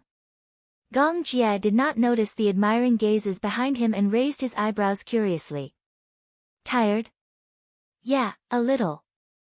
Let's go to the beast area. Thus, the two of them hurriedly got into the car and left this troublesome place. Yun Shishir actually enjoyed spending time with Gong Jie. He was the family member she cared about the most and one of the few people in the world who doted on her the most. He was different from Mu Yaja. Mu Yaja doted on her, but he was very possessive of her. However, Shao Jia was different. He listened to everything she said, just like when they were young. He would do whatever she said and follow her wishes. She cherished Shao Jia as a family member. Similarly, she knew that Shao Jia cherished her as much as his own life. She had seen everything he had done in silence. The day was very short and ended very quickly. When she sent him back to the hotel, Gong Jia was silent and seemed a little lonely. His vacation was very short. It was just 2 days and he had to resume his hectic schedule soon. He only had 1 day of companionship, but he felt unsatisfied. Sister, it would be great if we could hang out together more often like today. Sure. As long as you're not busy. Will brother-in-law be jealous? Yun Shishir smiled proudly. Will he be jealous of his own brother-in-law? That's true. When they arrived at the hotel, Gong Jie got out of the car and turned to look at her reluctantly. Sister, I still hope that you can consider going back to the Gong family with me. I haven't mentioned your matter to father, but he has been keeping an eye on my whereabouts. I'm afraid I can't hide it for long. Soon, father will know about you. Yun Shishir hesitated for a moment, then said slowly, how did he know your whereabouts? Because I'm surrounded by his spies. Gong Jie paused for a moment, but in his heart, he silently cursed. To be honest, he wasn't sure if his father knew about her movements. Even though he avoided it and took the initiative to hide it, there was no news from the Gong family. However, her father's influence was extensive, and he would soon grasp her sister's whereabouts. Sooner or later, she would be exposed. Therefore, he wanted to bring her back to the Gong family. Yun Shishir asked hesitantly, will he accept me? Of course. You are his daughter. Father has always missed you. Really? Accept me and the Mu family? Gong Jie suddenly fell silent. Suddenly, he slowly said, Father hates the Mu family more than I do. Even after so many years, it was still difficult for him to let go. I'm afraid, it will be difficult. If there comes a day when he can accept everything about me, be it my husband, Yu, or Xiao Chen, if he can accept it, then I will be willing to go back to the Gong family with you. However, before that, I don't want to acknowledge him. Yun Shishir said truthfully. Gong Jia took a deep breath and suddenly smiled. Okay, I won't force you, but I still hope that you will consider it. Okay. Chapter 1942. Go back to the Gong family. That place that was related to her by blood. What kind of place was the Gong family? Were the people in the family easy to get along with? Would they be hostile towards her? She guessed from Gong Jia that her mother was not the only woman in the Gong Xiaoying family. Gong Jia said that there were many members in the family and many candidates for the successor. Firstly, she could imagine that the Gong family was a big family. Secondly, she guessed that the Gong Xiaoying family must have many women and, like the Mu family, many children. She was just one of them who had wandered outside. He did not seem to know that she was still alive, but he had always cared about her. After all, Mu Qingchen was probably the woman he loved the most in his life. She was also the woman he felt the most guilty towards. He had many regrets. It was as if he could only fill this regret by finding her. Then, should she go back to the Gong family? Yun Shishir had never considered this question. The Gong family had always given her the feeling that they were mysterious and domineering. However, it did not give her a sense of warmth. It made her feel that that place did not feel like a home. She did not want to go back. Subconsciously, she did not want to go back to that cold place. To her, the Gong family did not mean anything. It was just two emotionless words. It was not that she was heartless, but since she was young, the concept of her biological father had been very weak. When she got home, Yu and Xiao Chen were looking at the gown that had been delivered to them. The people from the studio had just delivered the gown. Yu and Xiao Chen opened the door. Seeing that Yun Shishir had returned, the assistant smiled and greeted her respectfully. Madam Yun, you are back. We've already ironed the gown. Would you like to try it on? If there are any imperfections or flaws in the details, we'll fix them. The film festival is the day after tomorrow. Okay. Yun Shishir glanced at them, only to see a look of exhaustion on the faces of the assistants. This gown was specially custom-made. She originally wanted to go to the counter and buy a set of finished products. She didn't need to wait and could wear it immediately. Many of the dresses at the counter were finished products from the fashion show. However, Qin Zhou didn't agree. It was very easy to wear the same clothes as the finished products of the show. There were so many star-studded celebrities at the film festival, and it was easy for them to wear the same outfit. Although it was not scary to wear the same outfit, it was embarrassing to see who was the ugliest. However, if they wore the same outfit, it was inevitable that the public would compare them and judge them. What Qin Zhou was more worried about was that now that she was so popular, if she were to wear the same outfit as a small fry, they would definitely be tied together by the other party's team. Wasn't this the same as being raped? Qin Zhou would never allow such a thing to happen. Therefore, he asked many experienced designers to design a few sets of gowns as soon as possible. After taking Yun Shishir to choose, he took measurements. It had only been a few days since the dress selection, and the dress had already been rushed out. This gown was exquisitely made. It looked simple and elegant, but in reality, the embellishment of the details took a lot of effort. Yun Shishir was quite surprised that such an exquisite dress could be made in just 5 days. It was also obvious that the people in the studio attached great importance to this matter. It was obvious that they had worked overnight to complete it.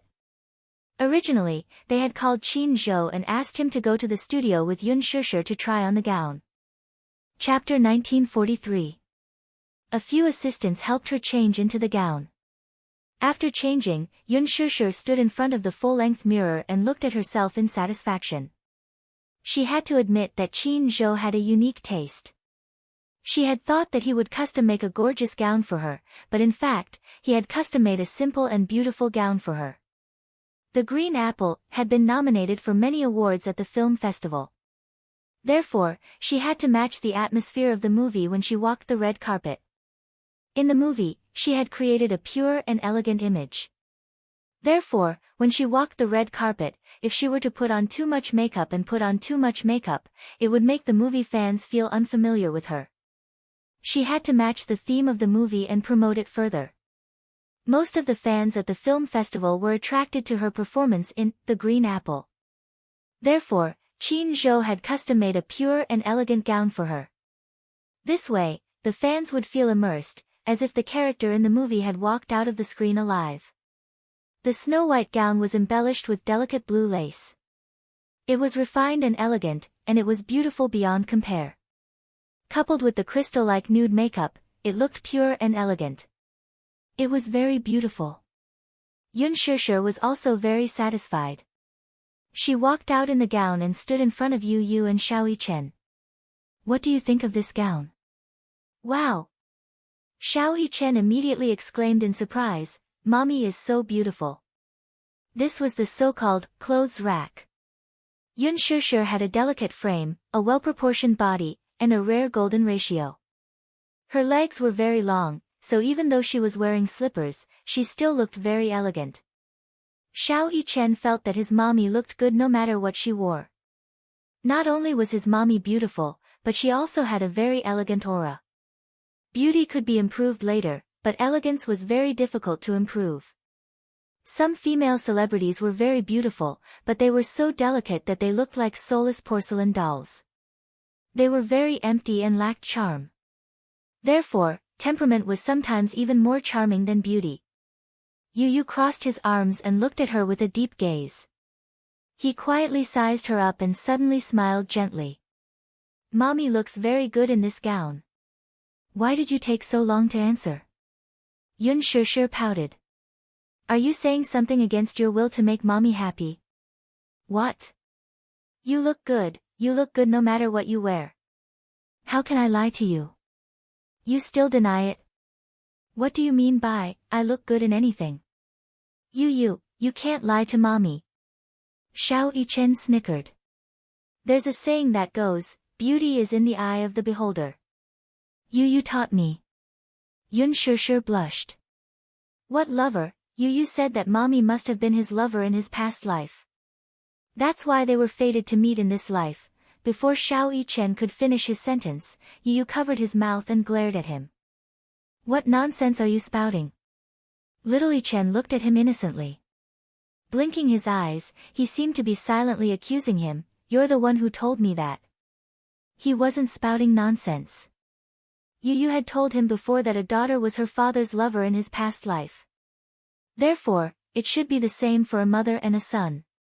Therefore, beauty was in the eye of the beholder. In Yu's eyes, his mommy was perfect.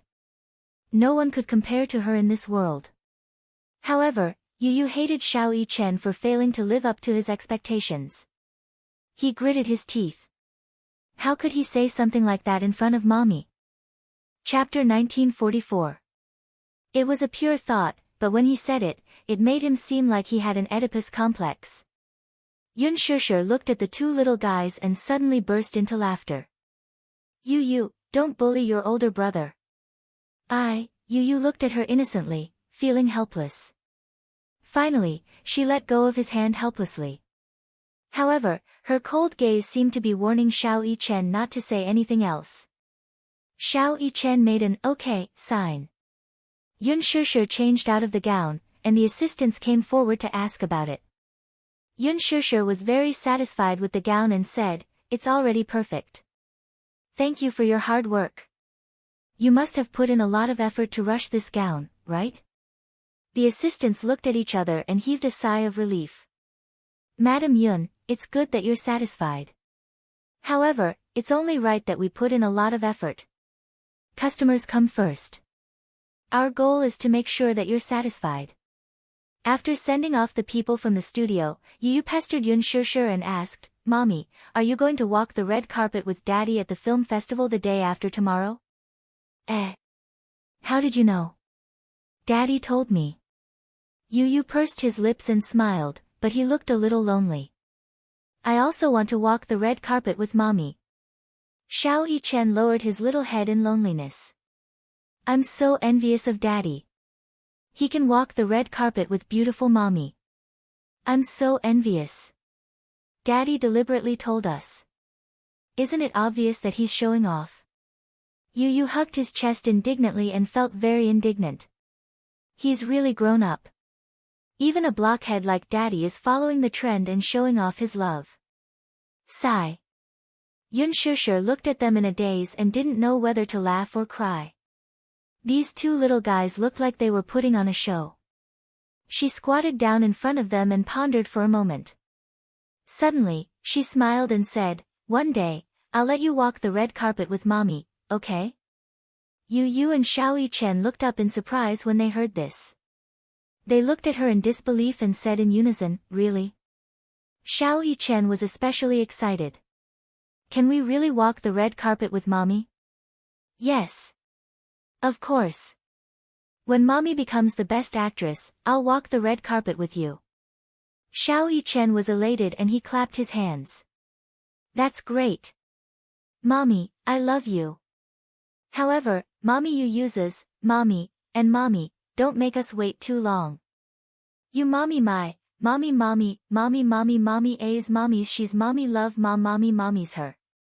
Mommy Mommy Mommy Mommy Mommy, S, you Mommy, Mommy Mommy Mommy, Momo yay, why?" Xiao Yichen smiled. "You have a high chance of winning an award. However, this year's competition seems to be very strong. Mommy must work hard and win an award. Thank you for your kind words." Yun Shishir was in a good mood. She planted a kiss on his forehead. Yu Yu immediately said proudly, "Me too. I want Mommy's kiss too." Silly boy. Yun Shishir looked at him lovingly. Then, she leaned over and kissed Yu Yu's tender cheeks. Yu Yu's face smelled like milk. It was as if he had been soaked in milk. She patted his little head and swore to herself that if she had the chance, she would walk the red carpet with the two of them. This was her real dream. That night, Qin Zhou asked her if the gown fit her. Chapter 1945. She had just debuted and was attending the film festival as a newcomer. Qin Zhou emphasized that she should not be too aggressive and walk the red carpet quietly with Mu Yaja. All that was left was to wait for the awards to be announced. The film festival was a star-studded event with many big shots and A-list actors and actresses, as well as veteran actors and actresses. Some celebrities were easy to deal with and were generous. Some celebrities had weird tempers and were sensitive. They were hostile and guarded against newcomers. She needed to pay attention to this. She had to take the initiative to greet the seniors and accept any suggestions from them.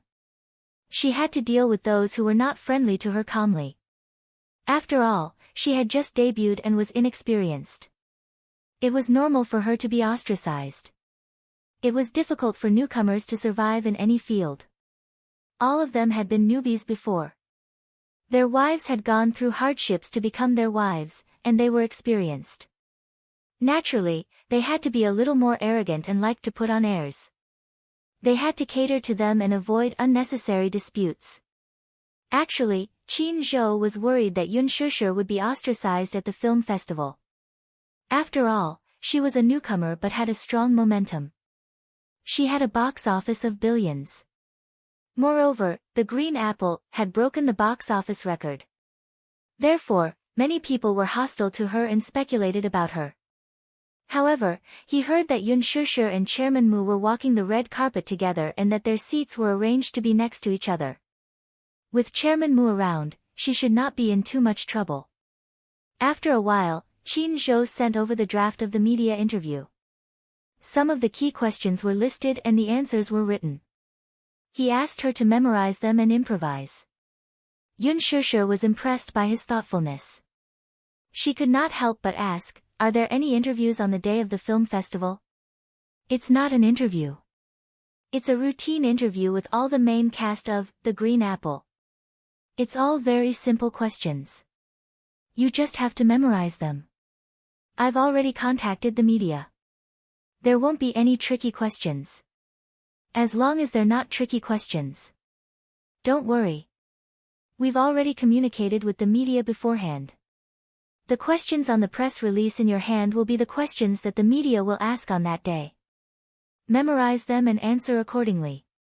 Qin Zhou paid special attention to this matter. You must memorize them properly. Okay. After ending the call with Qin Zhou, she browsed Weibo for a while. As expected, her personal Weibo was once again flooded with a series of shares and reposts, as well as hundreds of thousands of likes.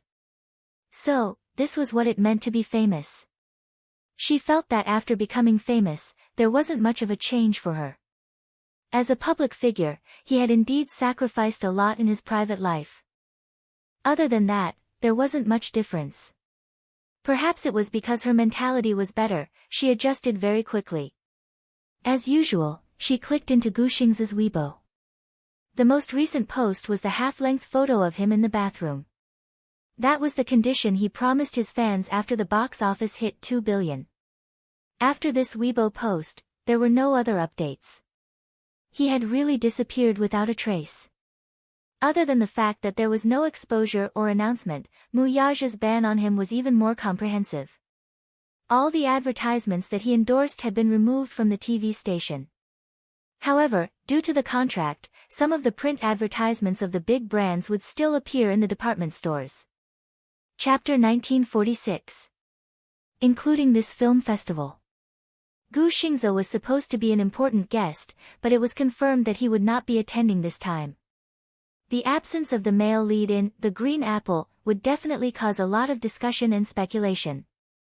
Yun Shishir turned off her phone and leaned against the chair. Sometimes, the entertainment industry was really a cruel place. She had just debuted not long ago, but she already had a deep understanding of it. Forget it. Don't think so much.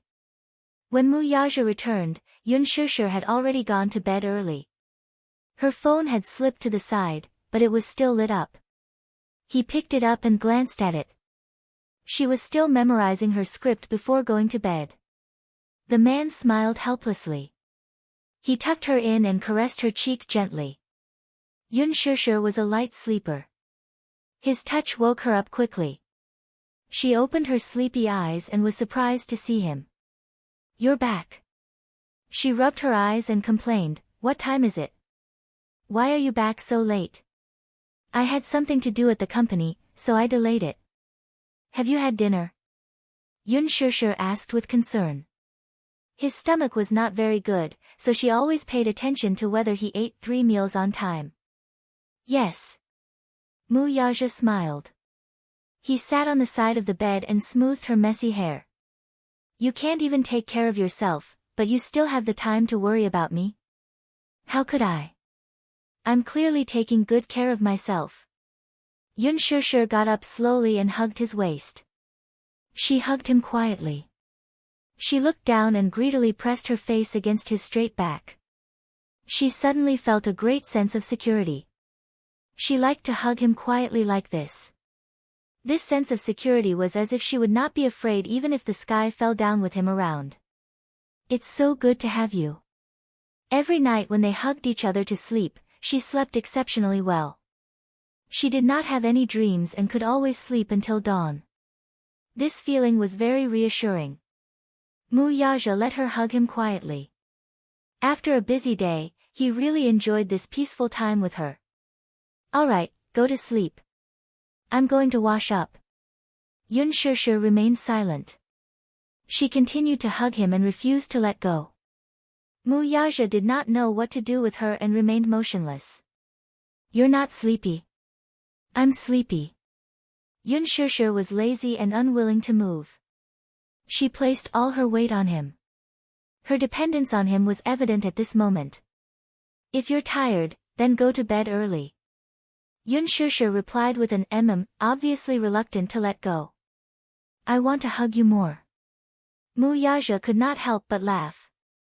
He gently scratched the bridge of her nose. Little fool. He liked that she was so dependent on him. Moreover, he enjoyed this warm feeling. How great would it be if time could stop at this moment? Idiot, get some rest. It's cold at night. If you catch a cold, you won't be able to walk the red carpet the day after tomorrow. Mu Yaja coaxed her to lie down. Yun Shishir nodded gently and lay on the bed like an obedient cat. He covered her with the blanket and kissed her forehead before going to wash up. When he returned to the room after a hot shower, the little fellow on the bed had already fallen asleep. The bedside lamp was still gently lit, reflecting on her beautiful face. Time was peaceful. Mu Yaja got into bed and hugged her in his arms. He also went to bed early. Song Family. Chapter 1947. She had not left her room for 3 days and 3 nights. Similarly, she was not done yet. Song Yunshi felt depressed. She did not know what was wrong with this little ancestor. She locked herself in her room in a fit of anger and refused to come out. She was throwing a tantrum again. He had just returned from the army when he mentioned this matter to his mother. He did not even need to think about it to know who had wronged her outside again. Song Yunshi asked, has she not stepped out of this door in the past 3 days? No. But she did open the door. When? The servant was trembling in fear at the side. Last night, when she knocked on the door, Song Enya opened it. However, as soon as she opened the door, her face turned horribly ugly. Just as she asked a question, Song Enya expressionlessly knocked over the food tray in her hand. She fell to the ground. The scalding hot soup splashed onto her hand and scalded a large portion of her skin. After applying the medicine and bandaging the wound, the servant felt unspeakable bitterness in her heart. In the entire Song family, Song Enya was undoubtedly the most difficult to serve. Her temper was the most arrogant and willful. She did everything based on her character. She often bullied the servants at home and gave them attitude. The servant looked at Song Yunshi and asked carefully, "Young master, how is it? Young miss hasn't eaten for 3 days and 3 nights. If this goes on, young miss's body will collapse. Do I need you to remind me?" Song Yunshi sneered in annoyance. He raised his hand and knocked gently on the door. Then, he said gently, "Enya, it's me. Can you open the door?" There was no movement from the door. Song Yunshi frowned suspiciously and knocked on the door for a long time. After calling out nicely for a long time, there was no movement or response. He asked suspiciously, "Are you sure Miss hasn't left the house? She's really inside?" "Yes. Miss hasn't come out. We've been guarding, but she hasn't taken half a step out of the house." Song Yunshi was even more suspicious. Her expression changed. Just as she was feeling suspicious, she heard footsteps coming from the door. His face lit up, and the next second, the door was opened from the inside. However, when Song Enya appeared at the door, Song Yunshi was stunned. In just 3 days, Song Enya's entire state had changed. She hadn't eaten anything for 3 days, and her face was especially dispirited and ugly. She hadn't removed her makeup, but it was obvious that she had cried for a long time. Her eyes were red and swollen, and her face was also very swollen. However, because she had not rested well, her complexion was especially ugly. It was as if she was covered in a layer of dead ash, without any signs of life. "Enya, oh, big brother, you're back." Song Enya stared at him blankly. Like a broken puppet, she was expressionless. Especially those eyes, there was no luster at all, they were dim and lifeless. "Enya, what happened to you?" Song Yunshi had never seen her in such a sorry state. Hee. "I'm fine."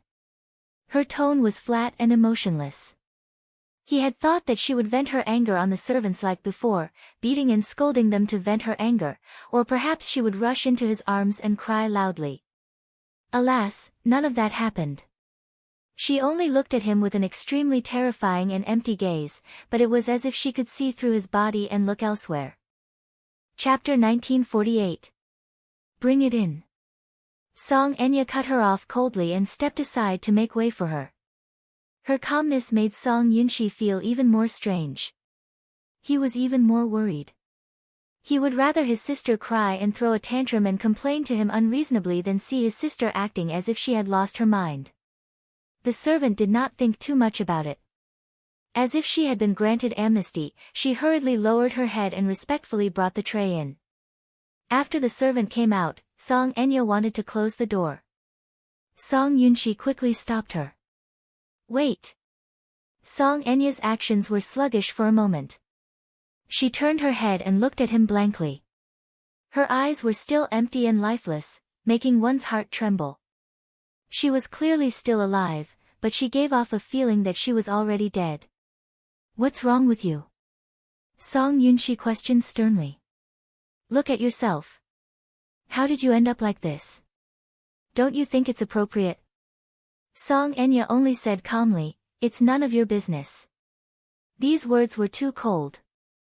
Song Yunshi was a little angry from embarrassment and reprimanded sternly, get it straight. What do you mean by none of my business? I'm your brother. You're my most beloved sister. How can I not care about you? When Song Enya heard this, there was finally some expression on her face, but it was a hint of cold mockery. You make it sound so nice. Then tell me, how do you want to control me? These words undoubtedly stunned Song Yunshi and made her speechless.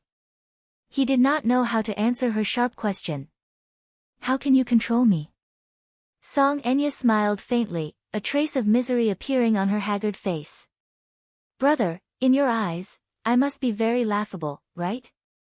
In everyone's eyes, I ignored ethics and fell in love with a man who shouldn't and can't love. Isn't that laughable? Song Enya showed great impatience. You don't have to answer because I know what you're thinking. So, you don't have to care about me. Just take care of yourself, okay? But, Song Yunshi still wanted to try. You don't have to care about me, you can't control me anyway. I'll make my own decisions for my own matters. It's not up to you to decide. As he spoke, he was about to close the door. Song Yunshi said angrily, how dare you? Song Enya's back paused. Song Yunshi gritted her teeth in anger. Enya, you've gone too far. Everyone was worried about you, but why did you end up like this for a man? Without him, would you have died? Yes. A light word fell into his ears, but it was exceptionally firm. She turned around and smiled sadly, but she was especially resolute. I will die. Song Yunshi was suddenly speechless. Song Enya smiled faintly and enunciated each word clearly. I love him more than my life. As soon as she finished speaking, she slammed the door shut and shut him outside. Song Yunshi said angrily, fine. Don't worry about me, fine. Then I won't care about you anymore.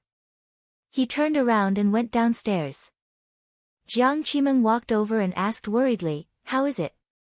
Enya, she. Why do you care about her? She's courting death and said that she doesn't want me to care. What can I say? Jiang Qimeng was extremely worried. With a worried look, she sighed helplessly. This child is too willful. Why is her temper so bad? Chapter 1949. Are you blaming me? Jiang Qimeng asked angrily. Why are you saying that, too? Are you and Enya trying to make me angry? I wouldn't dare. Song Yunshi snorted, took a sip of tea, and sank into the sofa as if she had lost all her strength. The army is already mentally and physically exhausting, and I still have to coax my two precious sisters when I come back. Mom, don't spoil her too much. Enya has grown up and has her own opinions. Her own opinions? Jiang Qimeng was speechless. What good opinions can this child have? She's always fooling around. That child, Yaja, doesn't like her at all, yet she's still clinging to him. Isn't this a joke? Song Yunshi said, Uncle Mu is her uncle, and they are related by blood. No matter how much she likes him, there should be a limit. I think she's crazy and doesn't care about this basic concept of ethics at all. It's ridiculous that she wants to be with Uncle Mu. Actually, if two people are in love with each other, it's not impossible for them to be together. In many families, it's not a secret that cousins are connected by marriage, so it might not be a joke. Jiang Qimeng paused for a moment before expressing her opinion. Actually, I'm quite fond of that child, too. Yaja has extraordinary capabilities and is outstanding. No one in the Mu family can match up to his boldness and responsibility. That's why I don't object.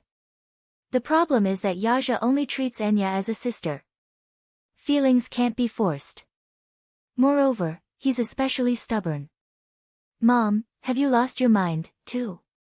If Dad hears this, he'll definitely scold you. Song Yunxi interrupted her. Your sister is insensible and fooling around, and you're blindly joining in? The world is going to be in chaos. Jiang Qimeng was so angry that she kept quiet. Actually, she really liked Mu Yaja. It was a pity that Mu Yaja only treated Enya as a sister. She sighed and asked, Are you hungry? If you're hungry, I'll prepare something for you. Song Yunxi waved her hand. No need. I'm not hungry. I've already eaten. After a pause, he added, Even if I haven't eaten yet, I'm full from being angered by Enya. Jiang Qimeng did not know whether to laugh or cry. She sat beside him, still looking worried. Who does Enya take after her temper? Song Yunxi was obviously still angry. She said angrily, She has been pampered since she was a child. How good can her temper be? Jiang Qimeng was furious. She's your sister. As her brother, how can you say that about her? Okay, I won't say any more, okay? Look, I only said a few words to her and you're siding with her. It would be strange if he wasn't spoiled. Song Yunxi stood up impatiently and walked upstairs. Jiang Qimeng asked, Where are you going? Let's go to the study and read. Go to sleep. Song Yunxi was in a bad mood and didn't want to talk to her anymore. Jiang Qimeng shook her head but did not say anything else. Inside the room, she walked to the balcony and dialed a number. How's the arrangement? Miss, don't worry. Everything has been arranged. The person has been brought out. It's all up to you. Keep an eye on her and don't let her run around. Song Enya smiled sinisterly and said casually, I want her to be useful the day after tomorrow. Understood. Chapter 1950. On the opening day of the Golden Eagle Film Festival, Yun Shishir woke up in the wee hours of the morning. The Golden Eagle Film Festival would be held in Sea City, the fashion capital. It was only a 3-hour flight from the capital to Sea City. Hence, after Mu Yaja's morning meeting, he would return to Xiangdi Walk to pick her up and fly to Sea City. Yun Shishir was waiting for him at home. She did not know why, though, but she woke up early in the morning. After he left for the office, she lay in bed. She wanted to rest for a while more, but no matter how she tossed and turned, she could not fall asleep. Before this, if she was asked if she was nervous about participating in the film festival, she would have replied that she was not nervous. But now, she felt inexplicably uneasy. Everyone had high hopes for her. Actually, she did not have high hopes for herself. She was already satisfied that the film could break the box office record. As for the other awards, she did not have any hope at all. But everyone had high hopes for her to win an award. Lin Fengtian was even more certain that at least one Golden Eagle trophy for the Best Newcomer award was already in his hands. Yun Shishir thought that the awards had already been decided internally, but now that Lin Fengtian had made such a bold declaration, she felt even more uncertain about it. Qin Zhou also predicted that it wouldn't be a problem for her to win a newcomer's trophy. As for the Best Actor award, she probably had no hope. Yun Shishir was extremely nervous. It would be fine if she won the award. But if she did not, she would become a laughingstock. Qin Zhou laughed at her for thinking too much. Even if she did not win the award, he would not laugh at her. If she won the award, it would be expected of her. If she did not win the award, she could only say that the judges were blind. She had such a good performance, but she did not win the award. There must be something going on. After all, Among all the characters in the running, Yin Xiaochuan was the only one who was better than most of the veteran actors in terms of box office results and audience love. She would definitely win the Best Newcomer award. His irrefutable words made Yun Shishir burst into laughter. How can it be so exaggerated? If there isn't, doesn't that mean there's something shady going on? Qin Zhou snorted coldly. If there's no newcomer award, just you wait. I'll carry a cannon to the organizing committee. Yun Shishir was even happier. Sure. I'll visit you often then. Looking at me? To visit a prisoner, Yun Shishir said matter-of-factly. Qin Zhou flew into a rage out of humiliation. How could I have accepted such a heartless person like you? Yun Shishir nestled under the blanket. After checking her Weibo account, she got out of bed. They were just waiting for Mu Yaja to finish his meeting so that they could set off together. Every morning, Disheng Financial Group would hold a board meeting. Since he was going to attend the film festival in City B, he arranged everything in advance. After attending the film festival in City B, he would stay in a hotel and return to Beijing the next day. By the time he finished the meeting, he had already booked the plane tickets in advance. After Mu Yaja returned to his office and arranged everything, he suddenly heard the sound of high heels hitting the ground outside the door. Hurried footsteps and the voice of his accompanying secretary repeatedly tried to stop her. Mrs. Song, the president should still be in the meeting. Don't stop me. I have something important to talk to him about. Mrs. Song. Mrs. Song, go away. Chapter 1951. Shocked, Minyu turned to look at the door, only to see Jiang Qimeng barging in. She scanned the office and quickly spotted Mu Yaja, who was sitting at his desk, and walked over anxiously. Yaja. Mu Yaja looked up and could not help frowning when he saw that it was Jiang Qimeng. Sis, what's wrong? Why are you in such a hurry? Jiang Qimeng couldn't help complaining. Yaja, why can't I reach you on the phone? Mu Yaja calmly replied, I was in a meeting and just got back to my office. Chairman Mu. His secretary, who was standing at the door, greeted him awkwardly. He glanced at Jiang Qimeng, clearly confused. Minyu replied calmly, go back to work. Yes, sir. The secretary nodded, closed the door, and left. Mu Yaja asked, Auntie, what's the matter? Jiang Qimeng was about to speak when she glanced at Minyu, who was standing at the side, with a conflicted expression. Mu Yaja also looked at him and signaled with his eyes. Minyu was someone who knew how to read people's expressions, so he immediately understood and respectfully retreated. After the door closed, Mu Yaja said, Speak. Yaja, something happened to Enya. Jiang Qimeng looked at him with tears in her eyes, her voice trembling. Mu Yaja was stunned. He looked at her in shock and narrowed his eyes in confusion. Something happened? Yes. Jiang Qimeng's throat was unusually hoarse from crying, and her eyes, especially, were red. It seemed that something had really happened. What happened? This morning, a servant went upstairs to knock on the door. There was no response, but she vaguely heard the sound of water flowing from the bedroom. The servant was worried that something had happened, so she immediately called Yunxi over. Yunxi was strong and kicked the door open. When he rushed in, he saw Enya lying in the bathtub. The bathtub was filled with water and was stained red with blood. Jiang Qimeng's eyes were filled with fear as she recounted the incident, as if the scene was still vivid in her mind. What happened to her? Mu Yaja could vaguely make out some clues. Enya, she's too silly. She took things too hard, where is she now? When Yunxi found out about the accident, he rushed her to the hospital. Fortunately, she was found in time and was saved. However, after this girl woke up, her emotions were unstable and she couldn't leave at all. Otherwise, who knew what kind of extreme behavior she would do again?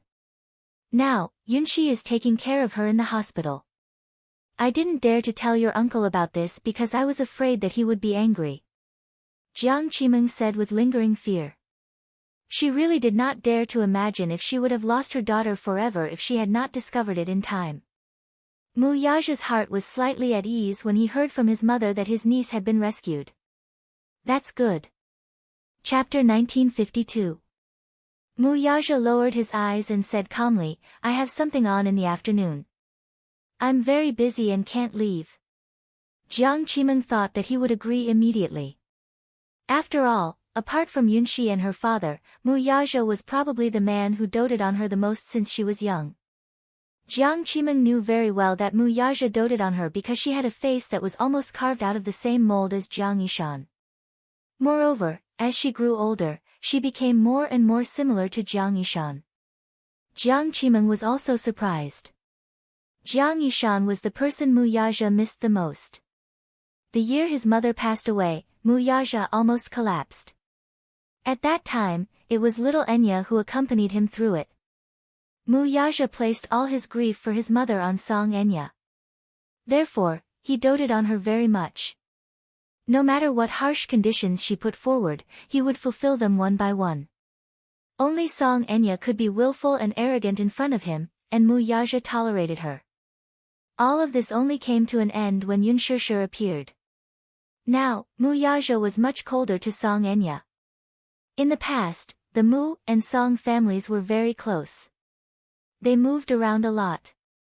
Now, with Mu Yaja's neglect of Song Enya, the relationship between the two families gradually fell to a freezing point. But now, Song Enya was lying on the bed. Although she had been saved, she was as if she was dead and did not say a word. No matter how Song Yunxi counseled, comforted, and made her happy, Song Enya remained indifferent. Song Enya was still indifferent. The only thing she said was, I want to see Brother Mu. That was all. Jiang Qimeng could not bear to hear this. She left the hospital without Song Yunxi's knowledge and rushed all the way here. She did not care about her elegant demeanor and image. She only hoped that Mu Yaja would at least visit Enya at the hospital on account of the years of friendship between the two families. Yaja, I'm begging you, okay? You love Enya so much, but I don't know what happened to her. Maybe Enya did something she shouldn't have done. But she's still a child. She doesn't know any better and has made a mistake. Elder sister apologizes to you. Please forgive this child for my sake. Moreover, Enya also knows that she was wrong. She didn't have the face to see you, so she couldn't think straight and tried to kill herself. Just go to the hospital to see her and talk to her. At least, don't make her take things too hard. Auntie really can't lose her. Since she's already been saved, just take good care of her. There's no need for me to go. Mu Yaja still refused coldly. Jiang Qimeng did not expect him to be so cold-hearted. Yaja, how can you say that? What did I say wrong? Mu Yaja raised his eyes and said matter-of-factly, she has an elder brother, a mother, and a father who dotes on her. Especially you, as her mother, should be the one by her side when something happens to her, not me. Yunxi, too, is your responsibility. It doesn't seem to have anything to do with me. You. How can you say that? Jiang Qimeng widened her eyes in shock and was heartbroken. Yaja, how can you be so heartless? Even if Enya didn't do anything wrong, you shouldn't be so cruel, right? She's already in this state. What else do you want her to do? Chapter 1953. She was the one who cut her own wrist and hurt herself. If I remember correctly, she's already an adult. As an adult, shouldn't she be responsible for her own actions? Mu Yaja paused and a look of disgust appeared on his face. I have something on in the afternoon, so I can't visit her. But she only listens to you. Even if we want to counsel her, she won't listen at all. We really don't have a choice and don't know what to do. As the saying goes, the one who tied the bell should untie it. You're the knot in her heart. If you want to untie this knot in her heart, you have to do it yourself, right? Mu Yaja furrowed his brows impatiently and a sharp glint flashed across his eyes. I don't think I have this obligation. Yes, you don't have this obligation. But you don't have to be so heartless. Don't tell me you really don't have any feelings for Enya at all. What happened between the two of you? Aren't you and Enya very close? Why are we like strangers all of a sudden? Jiang Qimeng was so anxious that she was at a loss. She looked at Mu Yaja with teary eyes and begged him over and over again. Mu Yaja's gaze gradually turned cold and it was obvious that he had lost all his patience. Jiang Qimeng sized up his expression and gritted her teeth. She said harshly, "Do you know that Enya likes you?" "Yes. You know." Jiang Qimeng turned pale with fright. Mu Yaja looked up and met her surprised gaze coldly. "So? What do you want me to give her in return? Or do you want to be like her, disregarding human relationships and defying the ways of the world to be with her and give her back her passionate feelings?" Jiang Qimeng was extremely embarrassed by his words. She looked at him awkwardly and her face was flushed red. She suddenly asked again. "Do you have feelings for Enya?" Mu Yaja pondered for a moment and nodded. "Yes. If you like Enya, it's not impossible for the two of you to be together. Look at Hua Chen International's young master Wang. He's also married to his cousin and that." "Sister, do you know what you're saying?" Mu Yaja couldn't take it anymore and interrupted her. "I know. If the two of you like each other, what's wrong with being together? At most, we won't announce your marriage to the public. The Mu and Song families have a relationship and this marriage is considered a family."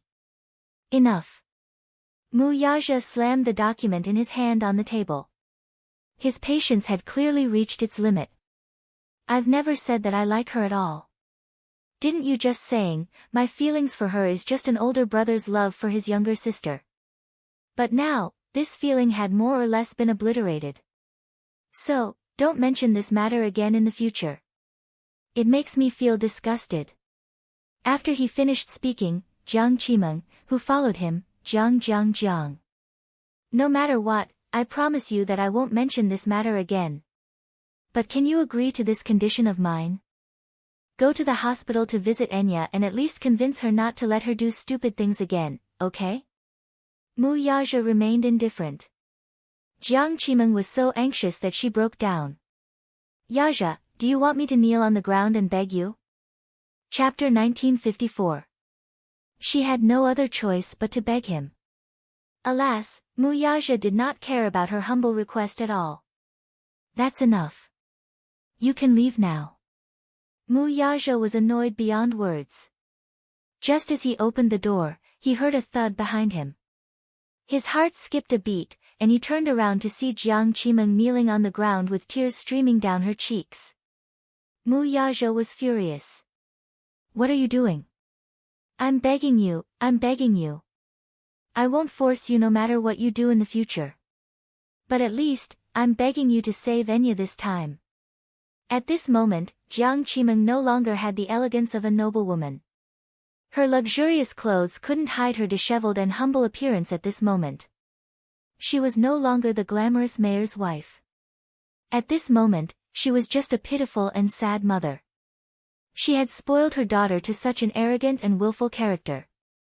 However, she had spoiled her daughters so much, but in the end, she still had to ask others to save her daughter's will to live. Jiang Qimeng's face was full of worry, and her eyes were filled with desolate tears. Mu Yaja said coldly, "Don't you think you look terrible right now? Get up." "I won't get up if you don't promise me." She was sad and stubborn. "If you don't promise me, I'll kneel until you do." "Are you threatening me?" A sharp glint flashed across Mu Yaja's eyes. "Yes." Jiang Qimeng did not shy away. "Only this time. Please allow me to threaten you once." Mu Yaja slowly narrowed his eyes. Because of his anger, the veins on the back of his hands were clearly visible. By noon, Yun Shishir had already packed her luggage. She entrusted the two children to Yun Yecheng and the nanny. She was only relieved after giving them some instructions. Yu nagged as she helped her tidy up her clothes. "Mommy, you're so naggy. Xiao Yichen and I can take care of ourselves. You don't have to worry." Just worry about whether you can win the award. Xiao Yichen raised his eyebrows and teased, exactly. Mommy is not as good at taking care of people as you, so it doesn't make a difference whether mommy is at home or not. Yun Shishir seemed to hear the sound of her heart breaking. Was Xiao Yichen mocking her? Why? Yu smiled and said, I'm happy that mommy is away on a business trip. When mommy isn't around, I just have to take good care of Xiao Yichen. If mommy were here, I would have more to worry about. At this moment, Yun Shishir's heart seemed to shatter into countless pieces. She clutched her chest, feeling as if her heart had been pierced by 10,000 arrows. Why, baby, do you have to hurt mommy like this? Yu couldn't be bothered with her sadness. Out of the corner of her eye, she saw Xiao Yichen folding the gown and immediately stopped her. Wait. If you do this, the gown will wrinkle. Xiao Yichen looked up blankly and stopped what he was doing. It turned out that he wanted to fold the gown into a square like any other piece of clothing. However, this way, the gown would wrinkle. What should I do, then? Let me do it. Oh, then this gown needs to be ironed, let me do it. Yu was as busy as a nanny, running around in circles. Yun Shishir wanted to help, but Yu immediately chased her away. Both of you, go sit on the sofa. Don't be a hindrance. Chapter 1955. Half a minute later, Yun Shishir obediently sat on the sofa with Xiao Yichen in her arms. Yu busied himself with packing. In less than 10 minutes, all the luggage was packed. Phew, Yu wiped the sweat off his forehead with a handkerchief. It's done. He looked up and saw Yun Shishir's starry eyes and Xiao Yichen's admiring expression. His lips twitched as he looked at them speechlessly. What are you doing? Yu, you're so virtuous. Whoever marries you in the future will be blessed. Yun Shishir was touched that she had raised such a perfect son. Xiao Yichen looked at him with admiration. Yu, if I were a young girl, I'd definitely chase after you to be my wife. Get lost. Yu looked at him with disdain. Whoever marries you will be unlucky. Why? Xiao Yichen cried out in grievance. Am I not outstanding? You're too outstanding, so I'm not worthy of you. While the three of them were bickering, the doorbell suddenly rang. Daddy is back. Xiao Yichen raised his eyebrows in excitement. Yu found it strange. He walked to the door and opened it while muttering, Daddy didn't bring the key. Just as he opened the door, he saw Qin Zhou standing outside. Seeing the door open, he lowered his head and was surprised to see a little lad standing at the doorway. The lad sized him up with his watery eyes. Hello, little kid. Qin Zhou greeted him with a smile. He was surprised at first, but it took him a while to realize that this child, who looked so much like Mu Yichen, was probably the boss's son, Yun Tianyu. Although he had never seen him before, he could deduce his identity. Mu Yichen walked to the door and sized him up curiously. He did not know Qin Zhou, but the latter knew him. Who are you? Mu Yichen immediately became vigilant and asked suspiciously. He completely regarded Qin Zhou as a strange uncle with bad intentions and was very vigilant. Qin Zhou chuckled.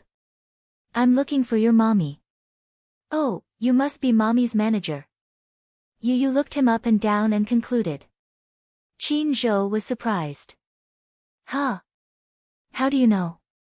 I recognize your voice. When Qin Zhou called Yun Shishir to remind her about her schedule, Yu would sometimes be by her side. He was very sensitive to sounds. Basically, he would never forget what he heard. Therefore, as soon as Qin Zhou spoke, he guessed his identity. Little kid, you're so smart. Yu opened the door and invited him in. Yun Shishir was surprised to see him. Why are you here? I'm here on my boss's orders to bring you to Sea City. Oh, Yun Shishir replied and nodded at first.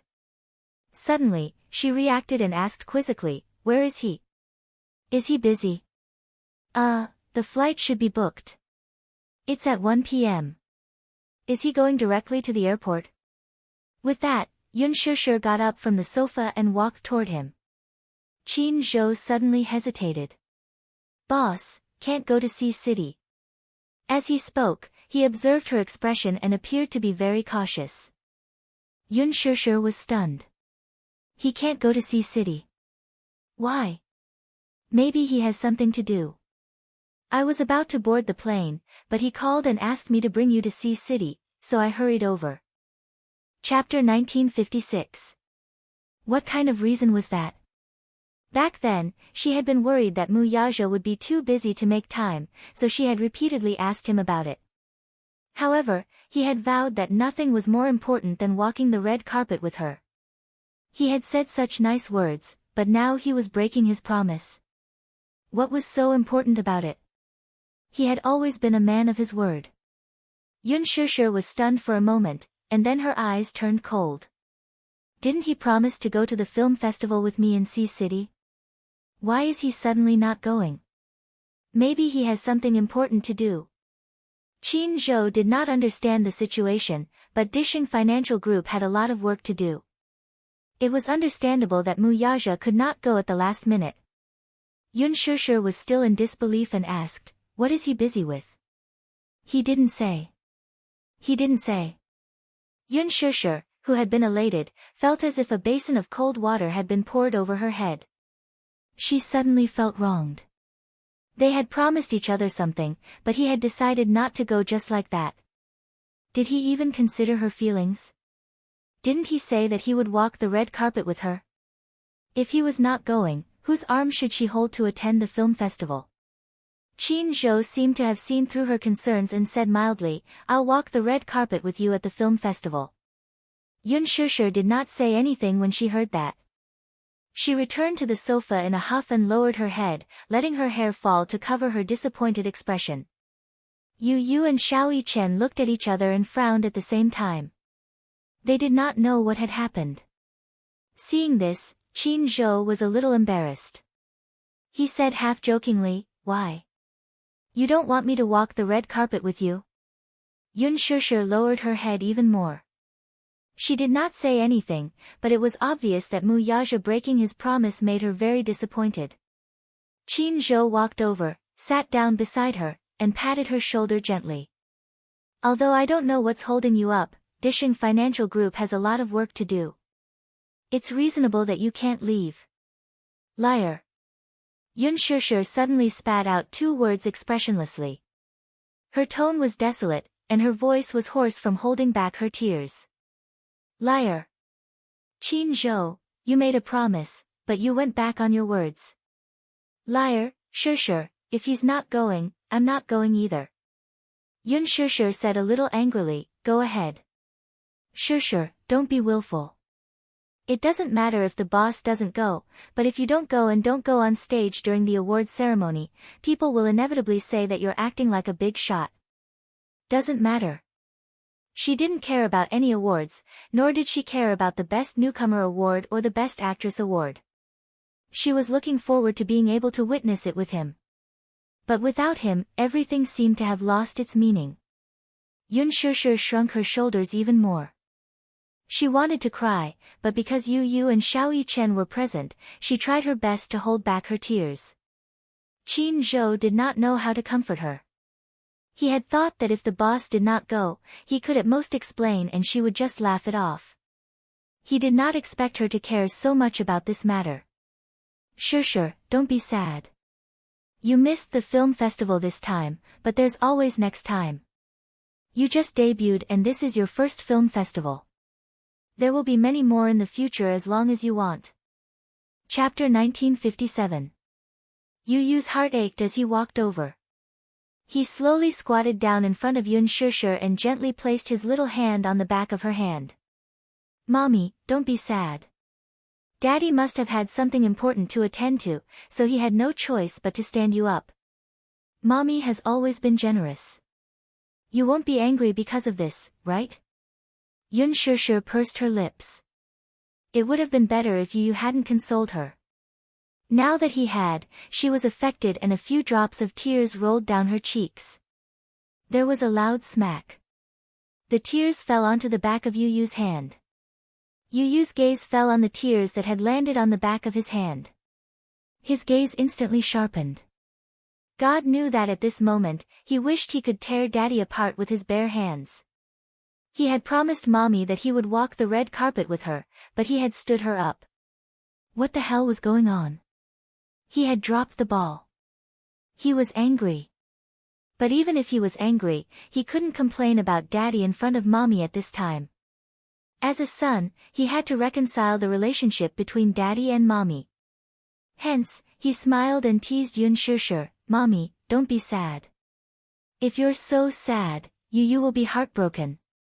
When Qin Zhou heard this, he was surprised. How could an ordinary 7-year-old child say such words with such high EQ?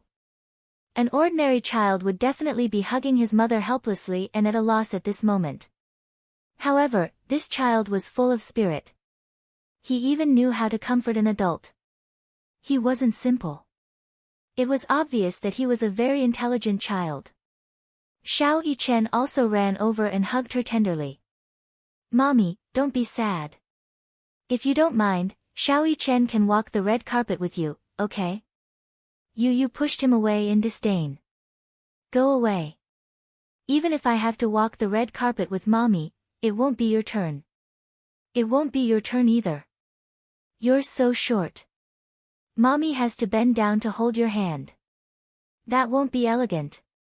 Yun Shishir was amused by the two children's banter. Her tears turned into laughter, and she couldn't help but say, "All right. You two, stop fooling around." Yu Yu and Xiao Yichen looked at her.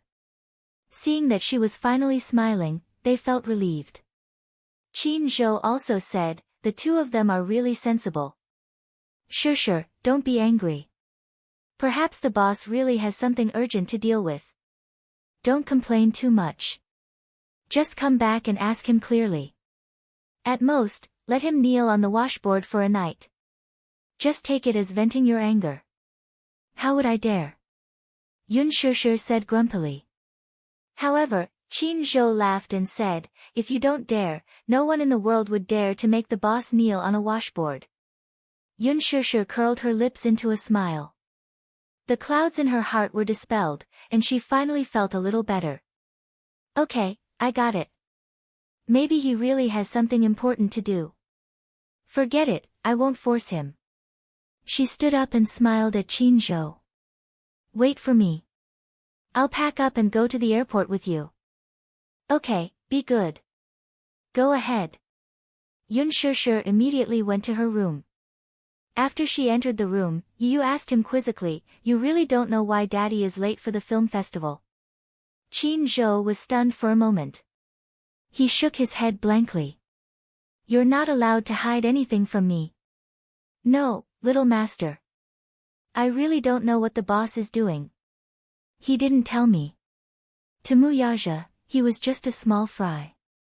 How could he pry into the boss's affairs?" Qin Zhou broke out in a cold sweat.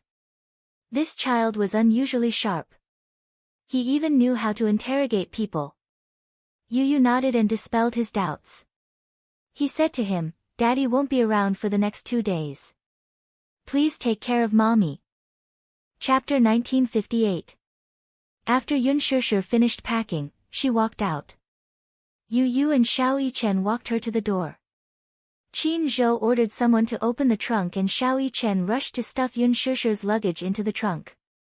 Qin Zhou was dumbfounded. He stood rooted to the ground and sighed. Is this really a 7-year-old child? He's as strong as a bull. Ha ha ha. Yu laughed out loud.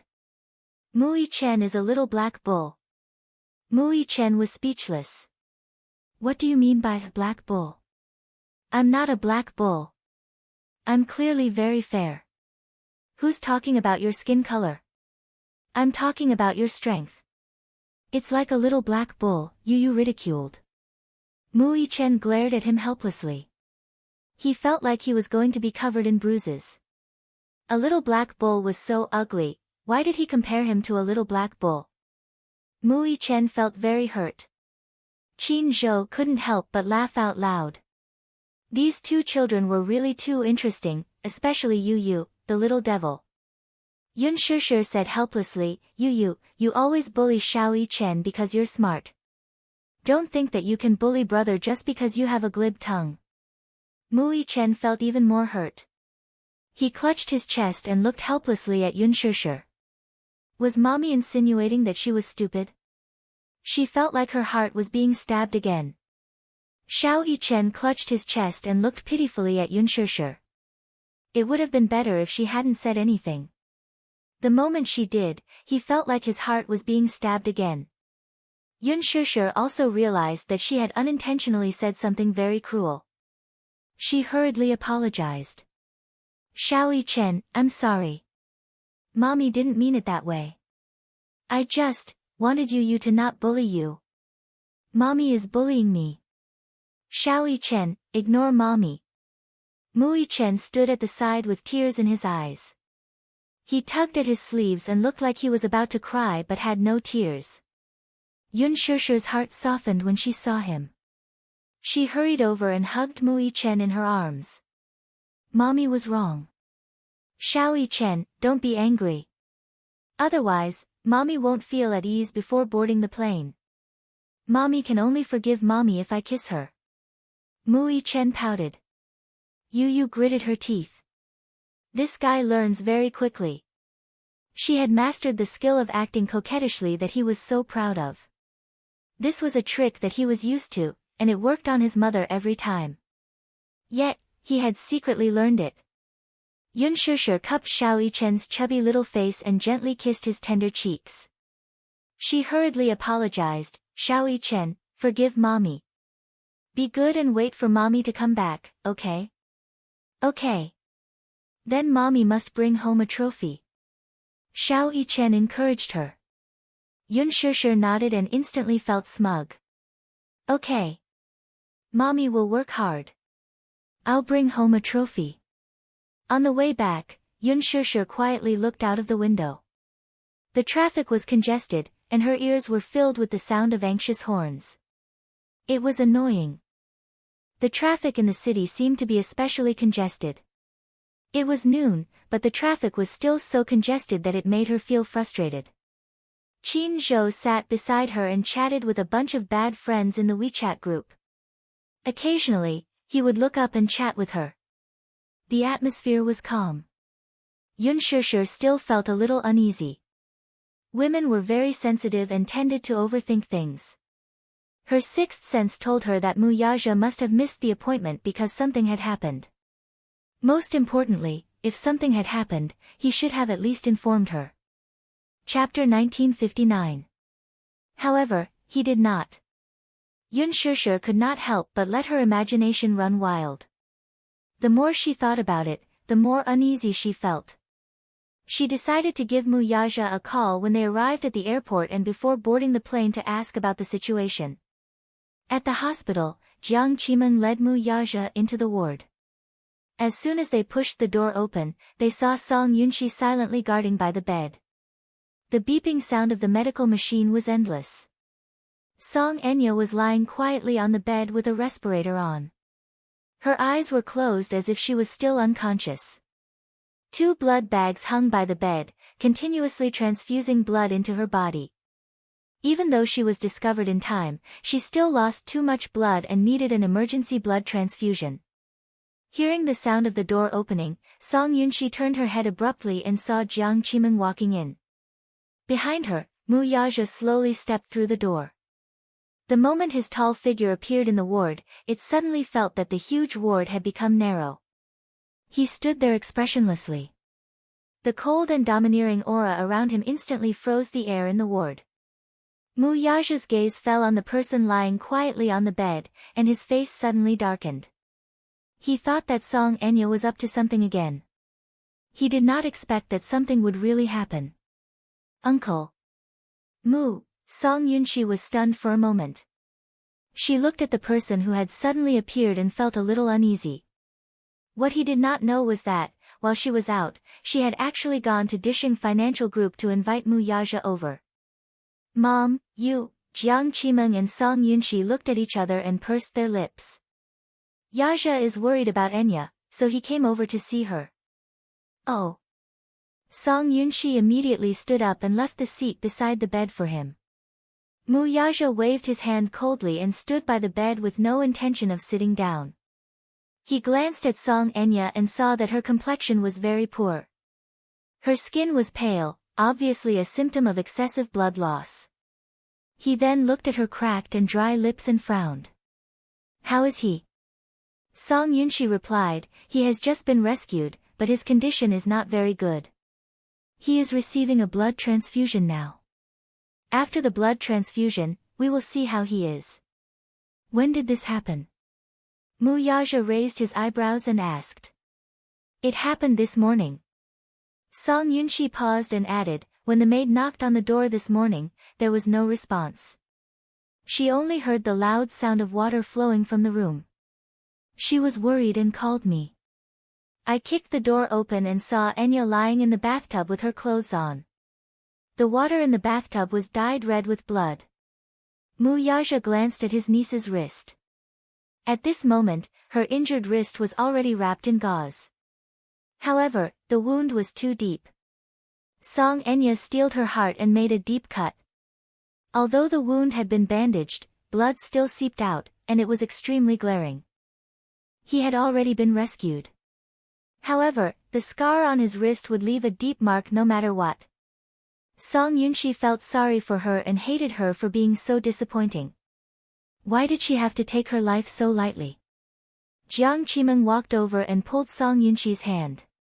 She said slowly, "Yunshi, I have something to ask you.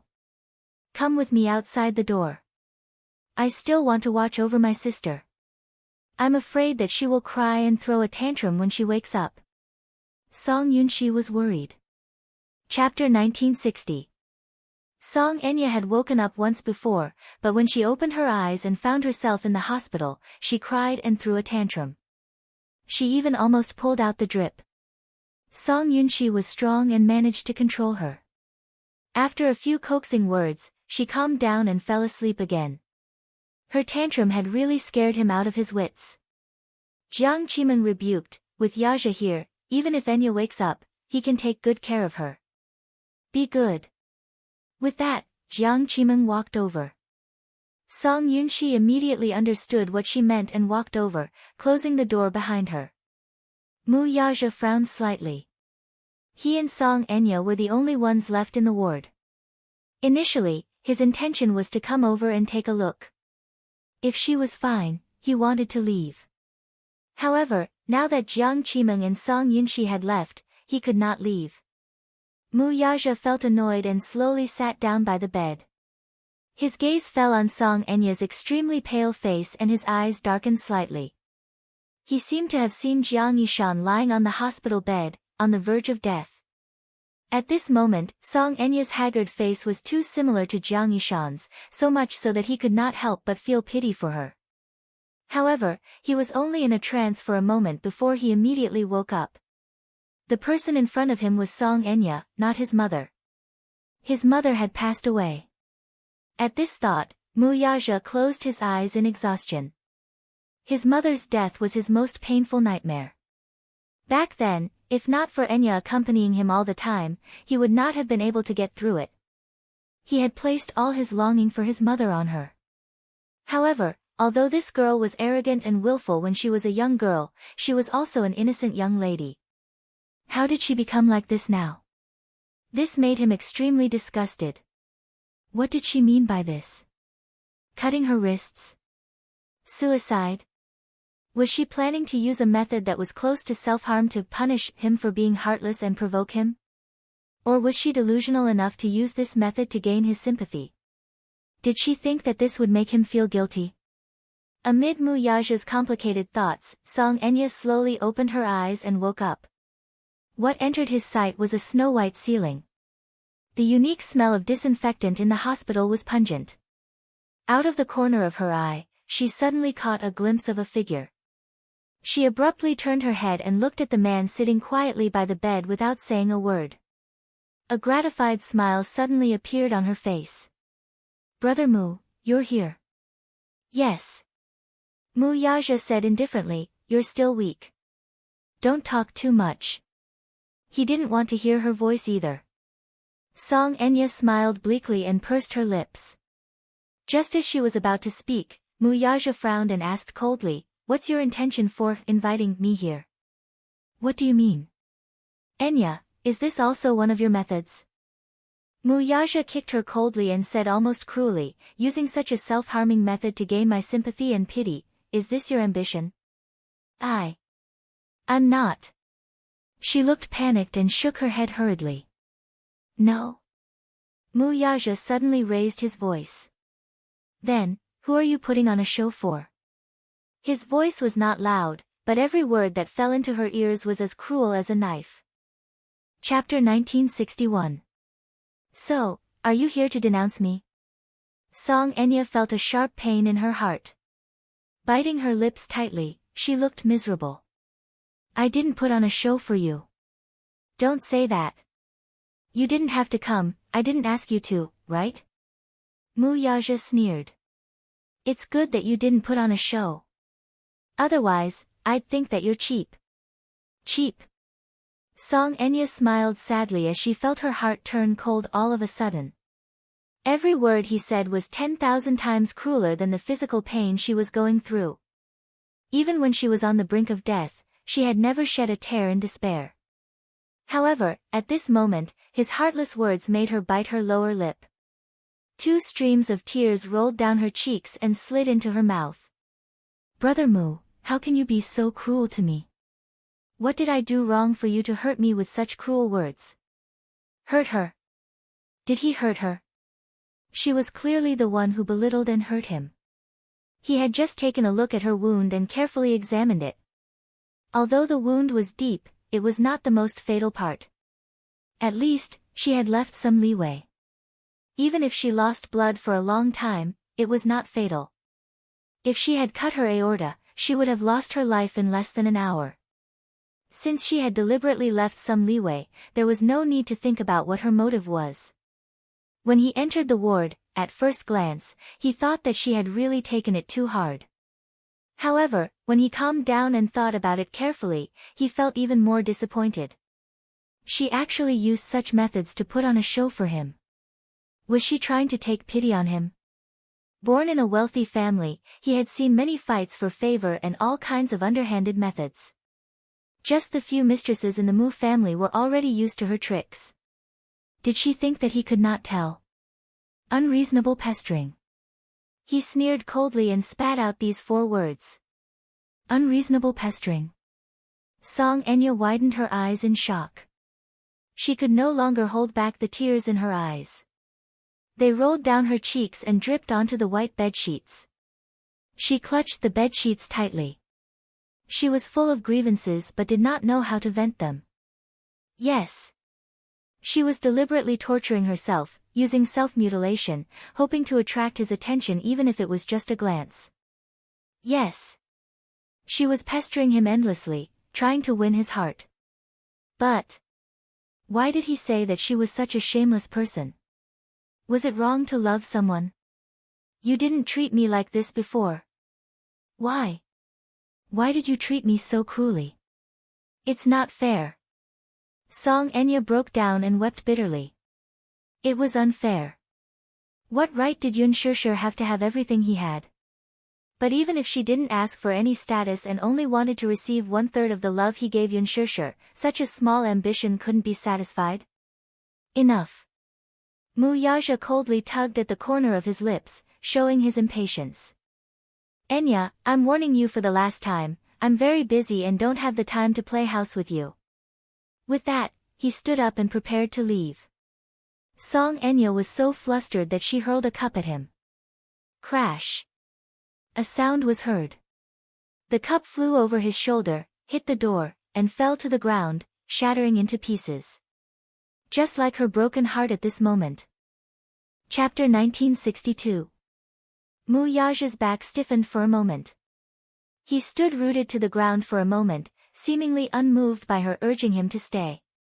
This time, however, he took another step forward without hesitation. Song Enya was thoroughly flustered. She did not know where she got the courage from, but in a fit of anger, she ruthlessly pulled out the blood drip, threw off the blanket, rolled off the bed, and rushed toward him barefooted. Brother Moo. Song Enya hugged him tightly from behind, her arms tightly entwined around his waist. Let go. I won't let go. Mu Yaja was thoroughly enraged. He flung her arms away and turned around. However, the next second, as if she had gone crazy, she suddenly hugged his shoulders, stood on her tiptoes, and kissed his thin lips fiercely. Startled, he hurriedly tried to avoid her, but it was too late. Song Enya's weathered and dry lips kissed the side of his lips. She attacked him like a madwoman, kissing him on the lips and biting him hard. This bite caused his brain to freeze for a second. By the time he reacted, his hands had already moved to push her away forcefully. Are you crazy? Song Enya was caught off guard. Losing her balance, she fell backward and landed heavily on the ground. She stared fixedly at him. Because she had bitten down hard just now, her pale lips were stained with scarlet blood. At a glance, she looked as demonic as a vampire. Song Enya smiled foolishly. The tip of her tongue gently traced the traces of blood on her lips. The ambition in her eyes was not concealed at all. Mu Yaja could not calm his anger. His expression was stiff and cold. He raised his hand and swiped his finger across his thin lips, only to come in contact with a bloody taste. He wiped it away harshly and glared at her. Are you crazy? Yes. I am crazy. But you're the one who drove me crazy. Brother Mu, are you satisfied now? Are you satisfied now that I've gone crazy for you and am willing to do anything for you? Mu Yaja looked at her as if he was looking at a hopeless patient. The disgust in his eyes was undisguised. You're hopeless. Yes. I am incurable. I like you, and because I like you, I want to get you. Is that wrong? Song Enya yelled recklessly as if she had lost her mind and started spouting nonsense. But I'm not greedy anymore. I'm not asking for anything. I'm not greedy for more. I just hope that we can go back to how we used to be. That's enough, okay? What? Song Enya smiled. The innocent look on her face was distorted by the bloodstains on her lips. You're still my brother Mu. I want to hear you call me Enya gently like before and dote on me without restraint. I won't have any wishful thinking about you anymore, but I hope that we can go back to how we used to be, okay? Mu Yaja was silent for a while before he sneered, we can't go back. The smile on Song Enya's face froze. Why? She couldn't believe it and asked hysterically, why? How overboard is my request that you can't even tolerate it? Jiang Qimeng was talking to Song Yunxi at the door when she heard the commotion from the ward. Worried, she barged in. Chapter 1963. Song Enya watched him leave in a daze. Looking at his cold and resolute back view, she broke down and burst into tears. Song Yunxi felt as if a knife was being twisted in her heart. She walked over, picked her up, and placed her on the bed. When she looked down and saw the back of her hand dripping with blood, she was shocked. What's wrong with you? Jiang Qimeng immediately said, she probably pulled out the foredrip. I'll call the nurse over and redo it. You're not allowed to go. Song Enya threw a tantrum. Don't bother about me, okay? Don't mess around. Song Yunxi scolded her with a tough attitude. However, this tough attitude undoubtedly agitated her even more. Song Enya pushed him away and covered her face with the blanket, letting herself sob uncontrollably. Don't bother about me. Let's go, let's all go. Let me fend for myself. When Song Yunxi heard this, she scolded angrily, what nonsense are you talking about? How can we not care about you? Let you fend for yourself. What's wrong with you? Why are you torturing yourself for a man? Jiang Qimeng's heart ached. She went forward and tugged at Song Yunxi's sleeve, telling her to stop talking. Song Yunxi flung her hand away. Mom! Why are you still protecting her at this point? Your sister is already very upset. Don't agitate her anymore. Jiang Qimeng's heart ached. Agitate? I just want to scold her. It's best if I scold her until she wakes up. Look at her now, what has she become? She committed suicide by slitting her wrists. If word gets out, won't she become a laughing stock? She's the mayor's daughter, yet she's willing to disregard ethics and morals for a man. I feel embarrassed for her. Song Enya suddenly raised her head and confronted him. Song Yunshi, have you had enough? Do I need you to care about me? If you think I'm embarrassing, then don't care about me. You. Song Yunshi pointed at her angrily. However, how could Song Enya be willing to lower her head? She raised her head high and glared at him. Song Yunshi was so angry that she swung her hand and walked to the side. Her anger could not be appeased. How many times have I told you that it's impossible between you and Uncle Mu? It's not like I haven't tried to persuade you to give up. But now that things have turned out this way, the friendship between the Mu and Song families is probably going to be severed. As Song Yunshi spoke, she turned around and glared at her. Enya, you're not young anymore. You're not a 7 or 8-year-old child anymore. You shouldn't be so willful. I don't care. Even if I can't have him, I won't let anyone touch him. At worst, I won't be able to get anything. Song Enya said willfully. Song Yunshi was so angry that she choked and had nothing to say. If not for Jiang Qimeng's protection, he would have slapped her long ago. This disappointing sister of his, how could she pester him endlessly? No wonder Uncle Mu left so angrily. If it were any other man, they would think that such a woman was unreasonable. Jiang Qimeng stood at the side, feeling helpless. Seeing her daughter, whom she doted on, in such a sorry state, she felt heartache and hated her for being so disappointing. At least her husband did not know about this. Otherwise, Song Enya would definitely be grounded. Song Yunshi shook her head, clearly disappointed in her sister. Back then, it was the whole family who doted on you and spoiled you that caused you to have such a temper.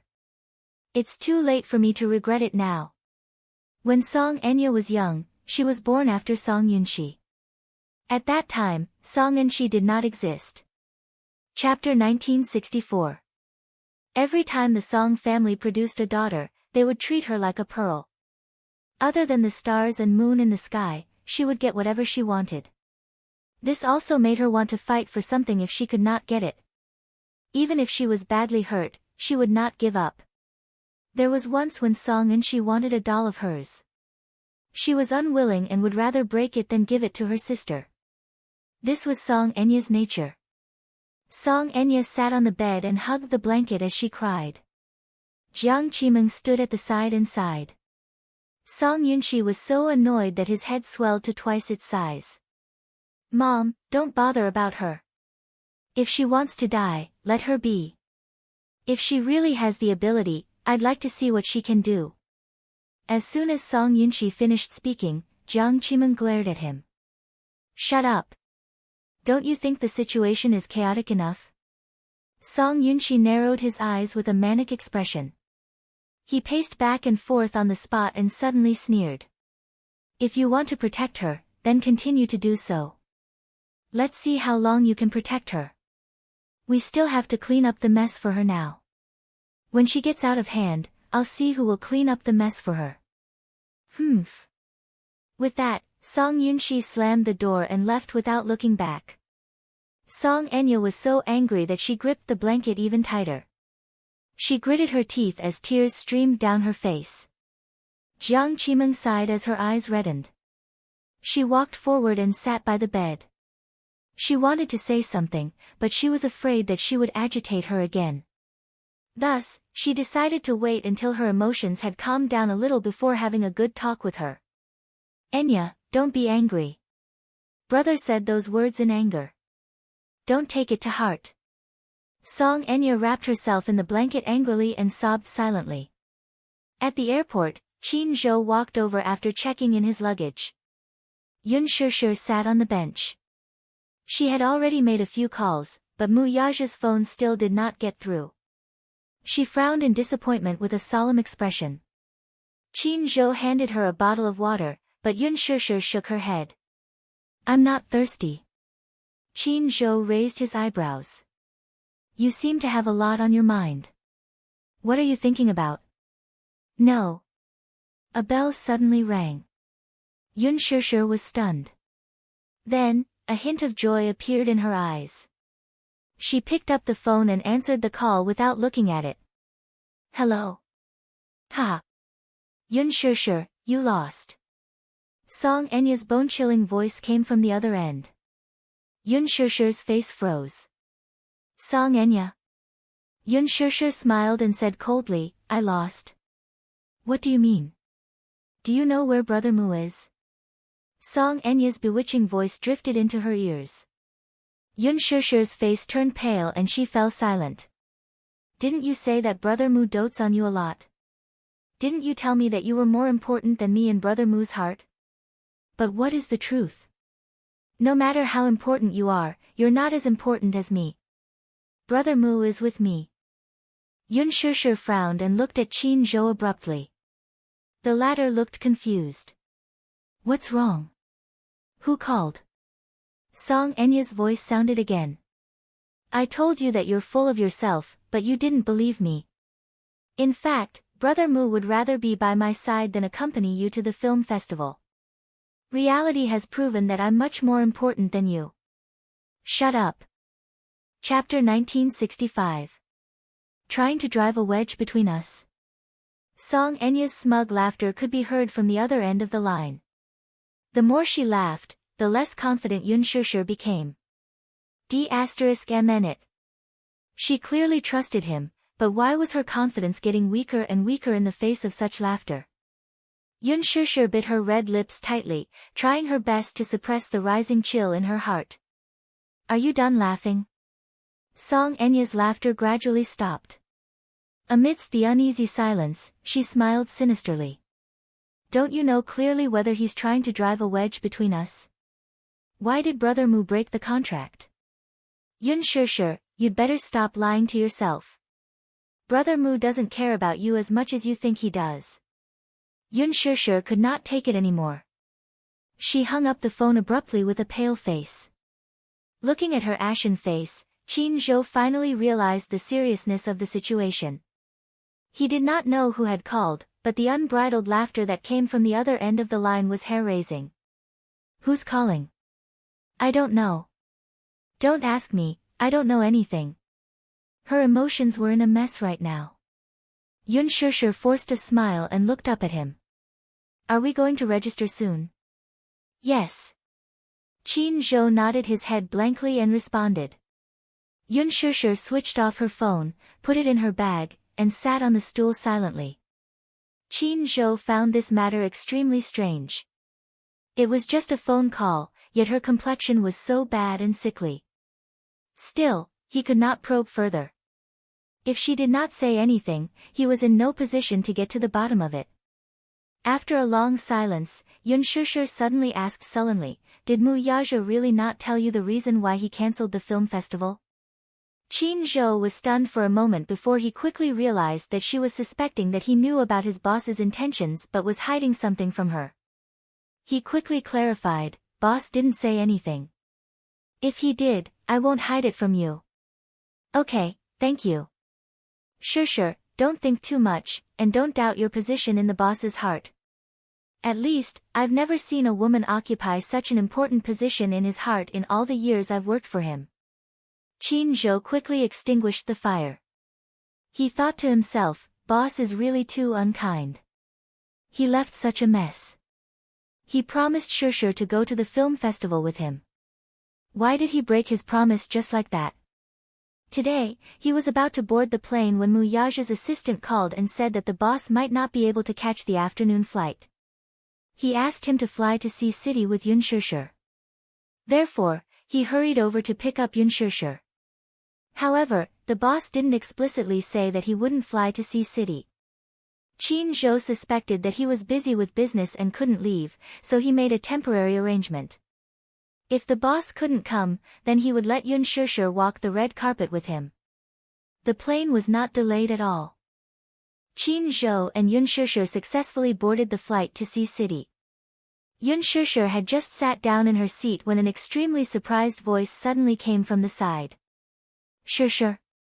She turned her head blankly and saw Hua Jin sitting in the seat next to her. They were separated by an aisle, and he was looking at her with some surprise. What a coincidence. You're also on this flight? Yeah. Chapter 1966. Beside Hua Jin sat his manager. She was a middle-aged woman who looked capable and experienced. She wore glasses and was a little reserved but still polite. At least when she saw Qin Ji Ai, she would give a friendly smile. Chairman Qin, can I change seats with you? I want to sit with Shishir. Qin Zhou heartlessly rejected, no, if Shishir gets airsick, I still have to take care of her. I'll take care of her. I'll take care of her. I'm good at taking care of people. Leave Shishir to me. Qin Zhou coldly glanced at him. No. I don't trust you. Hua Jin put on a sincere smile and put his palms together to please Qin Zhou. At the side, Hua Jin's manager gently said, Hua Jin, behave yourself and sit in your seat. Suddenly, she lowered her voice and warned, if Miss knows that you're sitting with another woman, she'll be angry. Don't worry, I'll coax her later. After saying that, Hua Jin stood up and stuck to Qin Zhou, coaxing and pestering. Qin Zhou couldn't stop him and begged for mercy. He obediently gave up his seat. After sitting down, Hua Jin pestered her to talk. Shishir, we're really fated. I didn't expect that we'll be on the same flight. I originally thought that the flight would be boring. Yeah. Who are you walking the red carpet with this time? Qin Zhou. Why is it him? Why don't you walk the red carpet with me? I'll be alone. No. Don't. Qin Zhou snorted, don't think that I can't hear you when you try to steal my girl behind my back.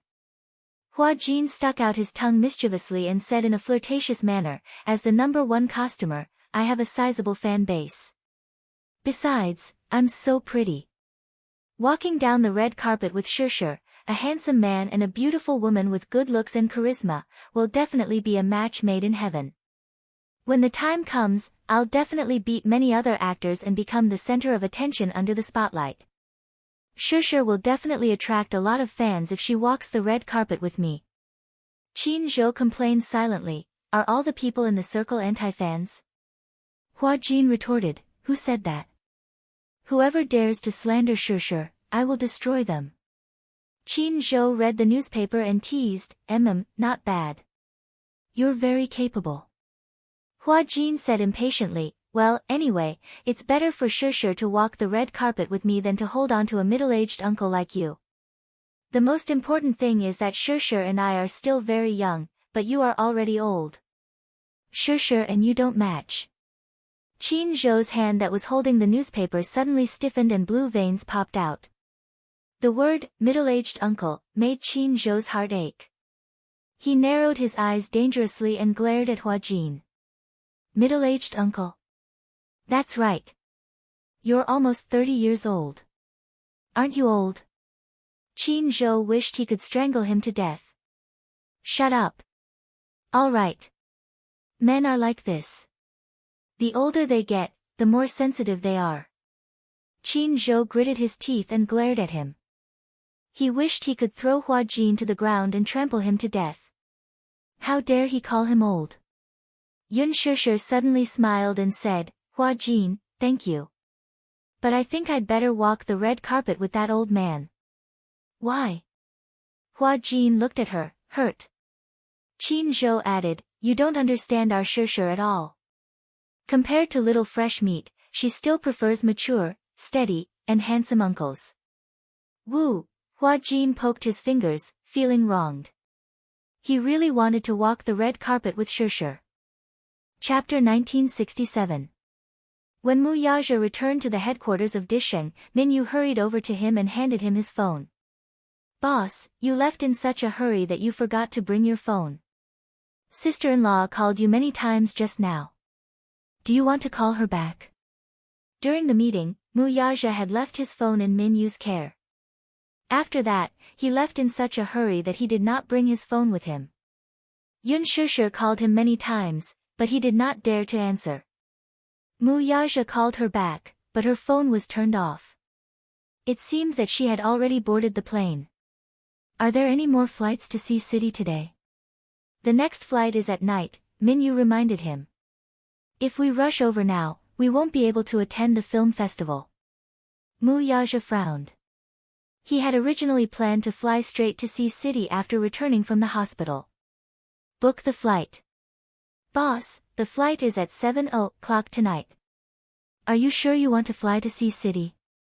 Mu Yaja said coldly, I told you to book it. Don't talk nonsense. Okay. Minyu hurriedly agreed. It seemed that his boss was in a bad mood. When he was in a bad mood, he was very impatient.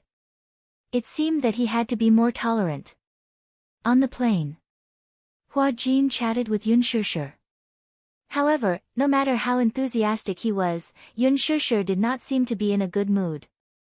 He could sense that she seemed to be in a bad mood. Hence, he smiled and said, Shishir, can I give you a present? He was trying to please her, trying to make her laugh. If you liked someone, you would like her smile. At least, you would not want her to be in a bad mood. He would be sad when he saw that. Hence, he reached out his hand and showed it to her. Look at my hand. Is there anything wrong with it? No. Sure, don't be so perfunctory. Check it. Hua Jin forced his hand to let her check it. Yun Shishir pursed her lips, picked up his hand, and checked it carefully. There's nothing wrong with it. What's wrong? Hua Jin smiled mysteriously. Then, he slowly looked up and tucked a strand of hair behind her ear. Suddenly, he snapped his fingers. When he retracted his hand, there was a red rose between his fingers. Yun Shishir was stunned. She touched her hair subconsciously as if there was nothing special about it. She did not know how he had made the rose appear out of thin air. Seeing that she was also surprised, Hua Jin smiled. Is it fun? It's magic. She had never seen a magic trick up close before. Even though this magic trick looked very simple, it still made her smile. There was no girl did not like flowers. Do you like it? Hua Jin's eyebrows. Yes. Here, this is. It's yours. As he spoke, he placed the rose in her hand. Yun Shishir took the flower and gently touched the petals. They were fresh and tender. It looked like a fresh flower and was not fake. You know magic? A little trick. It was specially used to coax girls. At that time, when he was in the bar, he often came into contact with such things. Hence, he learned a little from them. Although his skills were clumsy compared to professional magicians, it was a handy trick to coax girls. Chapter 1968. When Hua Jin saw that she was finally smiling, his mood immediately brightened. In fact, he actually adored Yun Shishir. But it was only adoration. Perhaps it was because, in the entertainment industry, to be able to meet such a pure woman was like a treasure. Yun Shishir gave him a very warm feeling. When he was with her, even if she did not say a word, he still felt like he was being healed. Hence, he really enjoyed his time with her. However, he had never thought of taking such a beautiful woman for himself. Because he felt that he was not worthy. In his heart, she was so beautiful and dazzling, while he was very lowly and dirty. From the beginning, he was struggling at death's door to where he was today. He had climbed up by hook or by crook. Looking back, those dirty scenes were something that even he could not bear to look at. Hence, he had arrogantly isolated himself from anyone who tried to get close to him. However, it was to protect himself from any harm. But he had never thought that one day, he would have someone he wanted to protect wholeheartedly. Liking someone was really something that could not be grasped. It was often irreplaceable in a single thought. Hua Jin gazed at her side profile gently. For a moment, he was actually a little mesmerized. Suddenly, he said slowly, Shishir, you're very beautiful when you smile. You're even more beautiful than roses. When Yun Shusher heard this, her eyes curved like two crescent moons. Beside them, Qin Zhou could not help but feel goosebumps all over his body from Hua Jin's sweet words. He could not tell. This Hua Jin was really something. He was so good at coaxing girls that even he had to concede defeat. But thinking about it, it was to be expected. In his early years, Hua Jin was a famous boy in the bar. Hence, this kind of trick was naturally easy for him. When it came to pleasing girls, Hua Jin was extremely good at it. Any difficult woman would be won over in 1 or 2 moves in front of him. Yun Shusher suddenly thought of something and deliberately said, "But I don't like roses. They're too bright." Hua Jin asked, "Then what kind of flowers do you like? Can you conjure whatever flowers I like for me?" Hua Jin was silent. Magic was also dependent on props. It didn't mean that people who knew magic were like people who knew magic and could conjure whatever they wanted. Unless it was an experienced magician, he could basically conjure anything that he could think of. But he could not do that. Yun Shusher did not know what he was thinking. She thought that his magic was very good, so she said, "Turn this rose into a Chinese rose?" For a moment, Hua Jin was awkward. Qin Zhou couldn't help but laugh. "Shusher, don't make things difficult for him. I think he's already very good if he could make this flower disappear." Hua Jin retorted matter-of-factly, "What's so difficult about turning flowers into flowers?" As he said this, he took the rose from Yun Shusher's hand. In the blink of an eye, it disappeared into thin air from his hand. Yun Shusher, who was standing at the side, did not give up. "Then where's my Chinese rose?" Hua Jin looked at her innocently. "Shusher, where did he go to conjure a Chinese rose?" "All right, I won't make things difficult for you. I know you can't do that." As Yun Shusher said this, she spread out her hands and said, "Then conjure another rose for me." Hua Jin was speechless. Could he say that the rose was already damaged? Chapter 1969. It was 4:00 in the afternoon when the plane landed in Sea City. As it was winter, the weather was very cold at this time. When they walked out of the airport, they could clearly feel the cold. Coincidentally, Hua Jin and Yun Shusher were staying at the same hotel. They put on their makeup and changed into their gowns in the hotel. Styling was always a big project. After an hour of styling, Yun Shusher stood in front of the mirror and looked at herself. She was beautiful, but not too glamorous. Everything was just right. When she arrived at the venue in the Bentley, the red carpet was full of people competing with each other for beauty. The atmosphere was at its climax. The wind outside was bitterly cold, but the female stars still braved the harsh weather in order to shine the brightest at the film festival. They wore dresses that exposed their shoulders or breasts, and kept posing coquettishly to get as much screen time as possible. The media reporters were already there.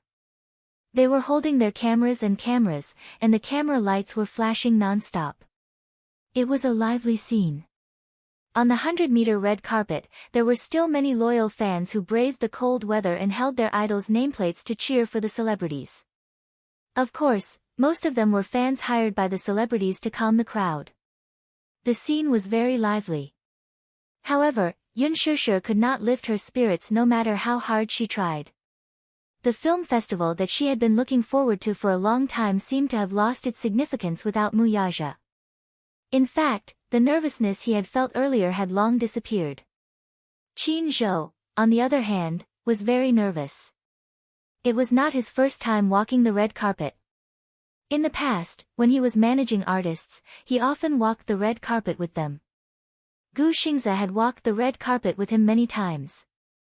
When the two of them walked side by side, they usually attracted a lot of attention. However, it was different this time. "Shusher, let's get out of the car." Qin Zhou got out of the car first and then reached out to help her. Yun Shusher lifted the hem of her dress and got out of the car elegantly. Then, she held his hand. Although she was not in a good mood, from the moment she got out of the car, she had to put on a smile and elegant posture in front of the camera. She wanted to show her best side to the camera. She took a deep breath and quickly put on a beautiful smile. She was very charming. Yun Shishir and Qin Zhou appeared at the end of the red carpet, quickly attracting attention. As for Qin Zhou, he was a legendary figure in the entertainment industry. Although he was just a manager, he was more famous than many celebrities. He was the one who single-handedly made Gu Xingzi famous. It could be said that half of Gu Xingzi's 10 years of glory were created by him. He was a legendary figure. He kept a low profile behind the scenes, but he had created countless legends for Gu Xingzi. Another reason was that although he was a manager, he was handsome and dashing. Even many of the popular young actors in the entertainment industry could not be compared to him. It was no surprise that Yun Shishir and Qin Zhou appeared together. As everyone knew, Yun Shishir was the only artist under Qin Zhou's management. It was expected that he would attend the film festival with his own artist. Speaking of which, Qin Zhou felt that it was a pity. If the person standing next to Yun Shishir at this moment was Mu Yaja, no one would dare to claim that they were the best at the film festival. As the male partner, Mu Yaja's presence and fame would crush anyone else at the film festival. But to everyone's surprise, he was absent. Chapter 1970. He could feel Yun Shishir's disappointment.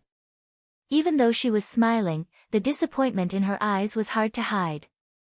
She smiled and waved at the enthusiastic fans and media reporters from time to time. She also answered the questions in an orderly manner during the interview. She did not leave out anything. After answering the questions, Qin Zhou held her hand and walked into the main hall. Yun Shishir appeared to be very low-key tonight.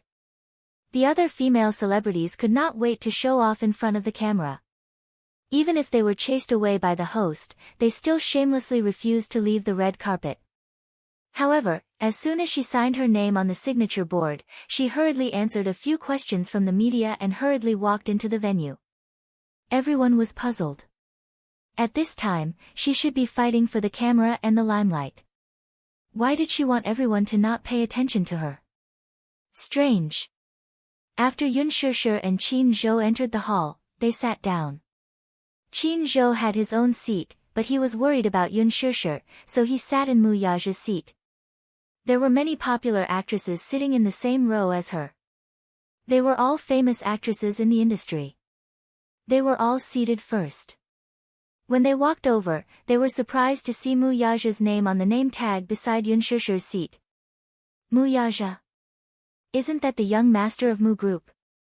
Will he be attending the film festival tonight? I don't think so. He is famous for being low-key.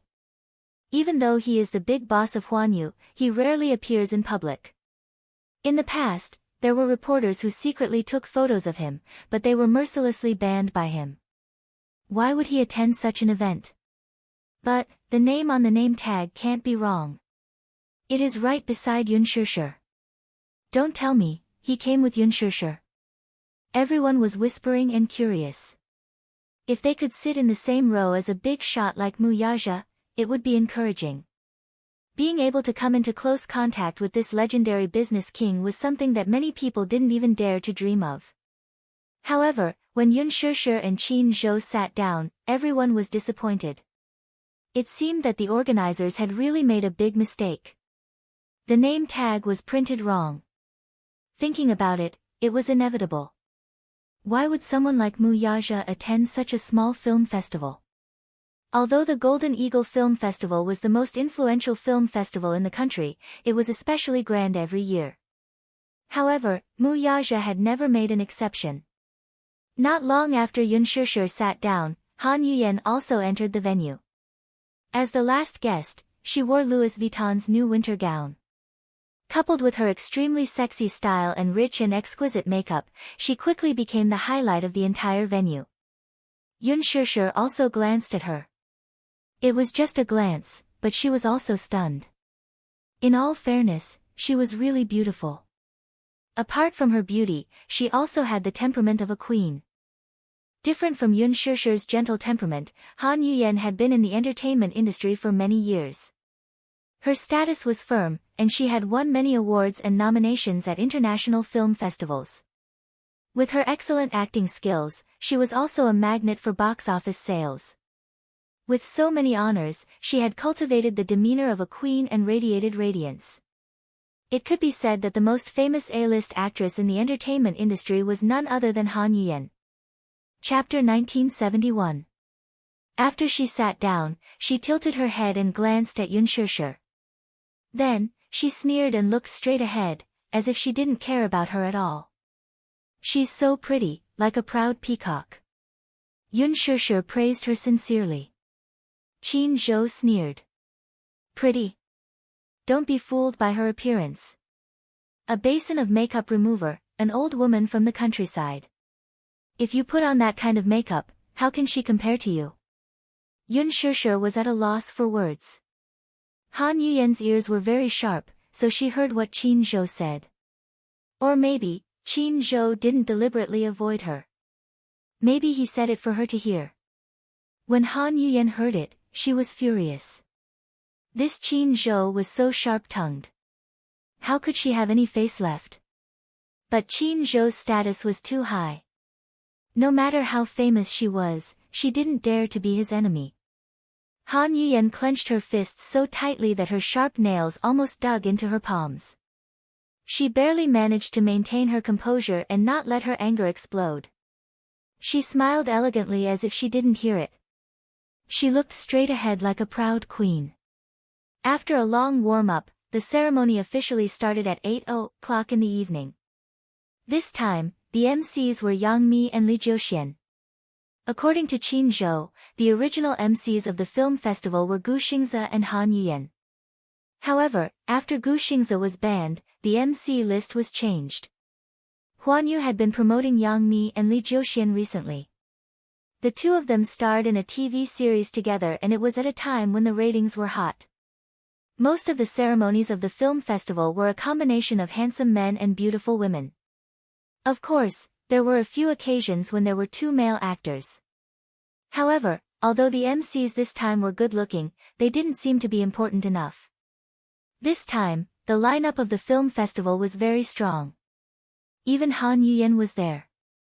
Yang Mi's fame was still okay, but Li Jiuxian's fame seemed to have faded a little. After the two of them appeared, the audience erupted into cheers.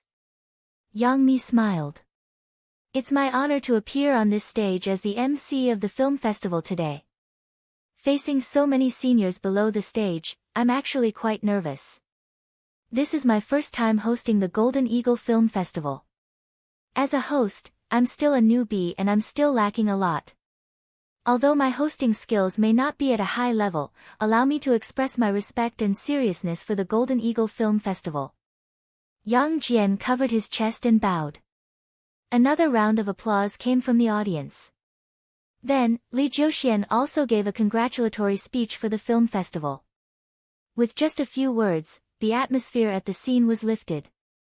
The opening of a film festival was usually very boring. First, the VIPs would be invited to give an important speech. Then, after a round of performances, the awards would be announced. The first round of awards was for the Best Director of the Year and the Best Movie of the Year. First, it was Best Director. The screen first showed the list of nominees and the video clips of the representative works. Unsurprisingly, Lin Fengtian was nominated. The shortlist was generated through a long process of online voting. It was fair and just. There were a total of 10 people on the shortlist. Finally, after a competition, the final prize was awarded. Lin Fengtian's votes had been maintained at a very high level. The box office sales of The Green Apple and its strong reputation made him a strong candidate for the Best Director award. Yun Shishir finally felt a little nervous. Chapter 1972. Before this, she had paid special attention to the list of nominees. The competition was very strong. If Lin Fengtian wanted to win the award, he still needed to have some ability. Of course, ability was needed, but so was background. Yun Shishir hoped that Lin Fengtian would win the award. It was not out of selfishness, but in her eyes, Lin Fengtian had the ability. Although Lin Fengtian did not need a trophy to prove himself, Yun Shishir felt that in the future. There seemed to be no one on the list of directors who could compare to Lin Fengtian's influence and professionalism. The guest presenter for the Best Director award was the most famous veteran actor in the film industry, Chen Haimin. The veteran actor was over 50 years old and was no longer young. Last year, he had suffered from cancer. After 6 months of fighting against it, he finally defeated the disease. After returning to the film industry, he took on a few films and received good reviews. Although he was old, when he stood on the stage in a well-ironed Chinese tunic suit with his signature smile, he still looked energetic. As soon as he spoke, the audience burst into thunderous applause. I have been away from the stage for 3 years. Now that I am standing at this awards ceremony, it is as if I have returned home. Dear relatives sitting below the stage, please allow me the honor to present this sacred and solemn award. The applause rose again. In the film industry, the director is the leader of film and television works. It is like the highest commander in the army. The victory or defeat of the team depends on his leadership ability. After 100 years of settling down, there have been many outstanding directors in the domestic film industry. However, I believe that a director's excellence is not solely determined by the box office. Quality and cultivation, as well as a respectful attitude toward the film industry, are also important factors to consider. It is my honor to receive the award today. The director of this award is also one of the best directors in my heart. I am fortunate to have worked with him for 1 or 2 films. The most unforgettable thing is his extremely professional attitude. Everyone should have guessed who the person I am talking about is. Chen Haimin smiled as he looked at the cue cards and swept his gaze across the audience. The audience was in an uproar. Through Chen Haimin's revelation, they could roughly guess who it was. Lin Fengtian, who was sitting in the first row, suddenly smiled. Yun Shishir held Qin Zhou's hand nervously. I think Director Lin has a chance.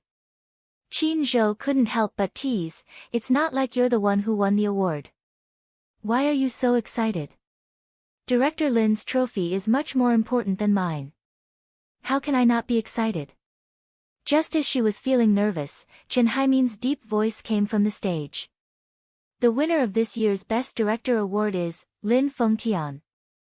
His representative work, The Green Apple. Amidst the thunderous applause, Lin Fengtian stood up from his seat and slowly walked to the front of the stage under everyone's gaze. Chen Haimin hugged him and gave him the trophy. Then, he gave him the microphone. It was his home court now. Lin Fengtian stood in front of the microphone and gently raised the trophy in his hand with a smile. I'm honored, I'm truly honored. I am able to obtain this trophy under the witness of all my friends. The trophy is heavy and represents the audience's recognition and love for me. I feel very honored. Chapter 1973. I've been in this industry for more than 10 years. From the beginning as a cameraman, to the release of female films everywhere, to the current, The Green Apple, that finally broke the Chinese box office record. I was afraid that I wasn't good enough. I was afraid that I wouldn't be recognized by the audience. But thank you to everyone who fought with me. This year, I did it. To me, The Green Apple isn't just a youth film. It's a step in my career as a director. This is a milestone. Also, I have to thank the big family and the production team for letting me feel the joy and happiness of growing up. This trophy doesn't just belong to me, it also belongs to all of you. Thank you. Yun Shishir smiled and applauded. Lin Fengtian deserved the Best Director award. Li Zhouxian smiled and said, Director Lin, this trophy carries a lot of weight, but it's also well deserved. All my glory also belongs to the unknown behind-the-scenes crew. They are all heroes. Thank you. On the stage, Lin Fengtian was humble and polite.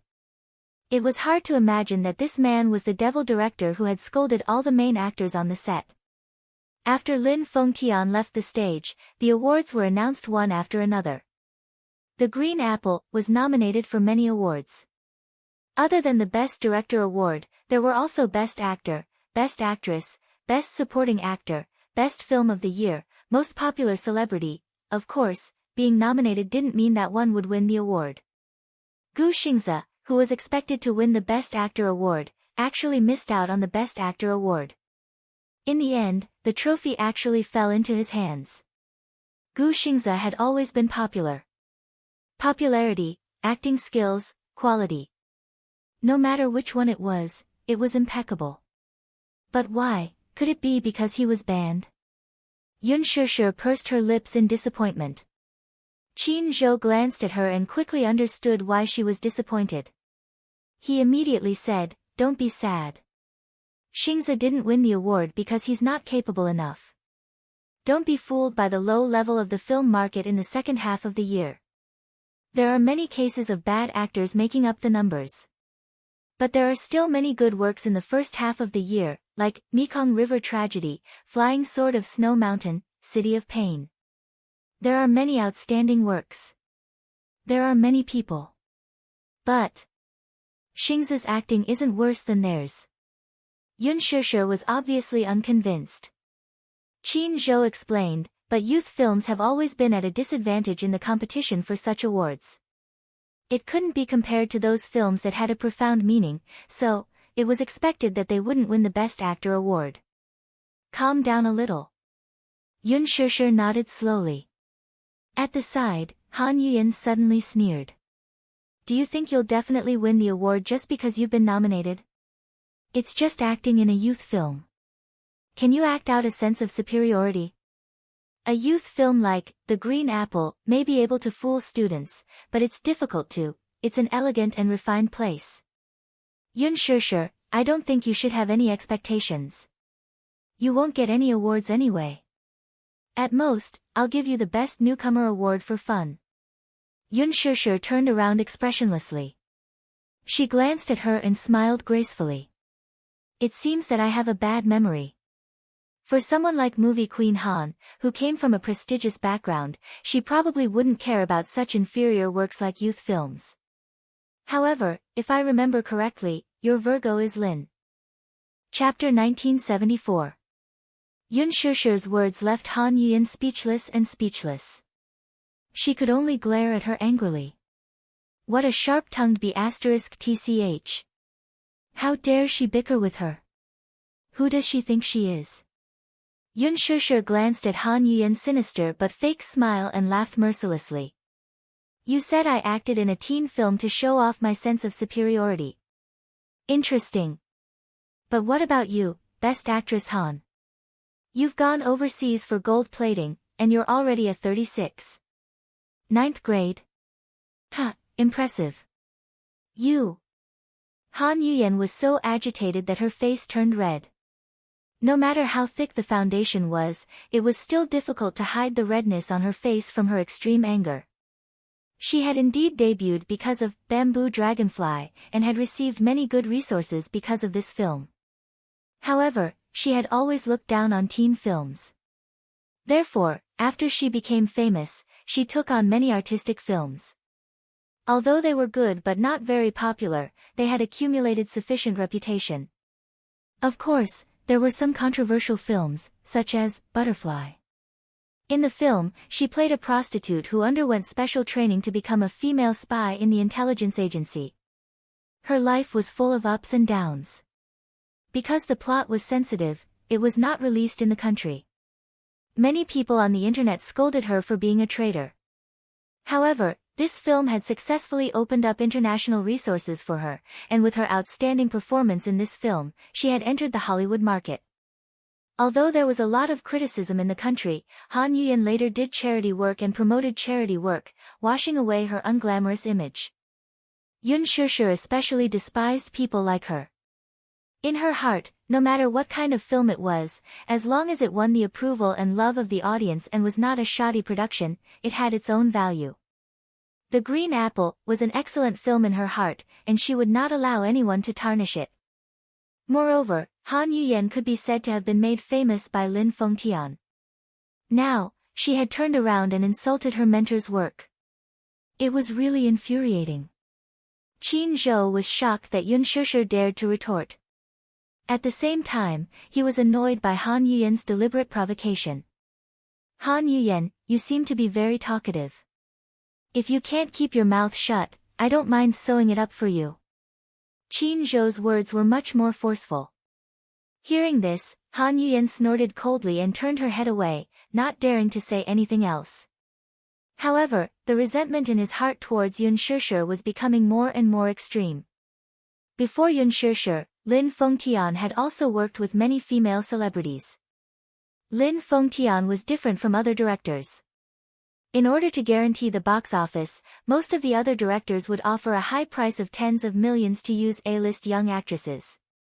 Shadow media didn't need much publicity to have enough influence. But Lin Fengtian was not. The amount of money he offered depended on the performance of the actor. He would rather spend tens of millions on the post-production of the film, as well as the filming budget. When it came to casting, he still preferred to use newcomers most of the time. Firstly, newcomers were very easy to sculpt. Although they were not famous, they were just a blank piece of paper, so he could sculpt them however he wanted. Secondly, newcomers knew how to cherish opportunities that were hard to come by. They were humble and polite, and many newcomers were even more outstanding than those popular starlets. For example, Yun Shishir's acting skills were much better than many other starlets. Chapter 1975. However, before Yun Shishir, there had never been another Phoenix girl who could compare with Han Yuyen in terms of popularity. Until Yun Shishir appeared. She came with a vengeance and was exposed overnight. Her popularity was even greater than Han Yuyen's. Of course, Han Yuyen was unhappy. No one wanted to be outshone by anyone else. With Yun Shishir, many people secretly laughed and said that Yun Shishir would be the second Han Yuyen in the future. Han Yuyen was old and no longer young. Her popularity was probably over. Han Yuyen was almost driven mad by these comments. Yun Shishir, why are you paying attention to her? She's almost a has-been and she's jealous of you. Qin Zhou laughed. Jealous? How can I not be jealous? You can still act as a middle school student.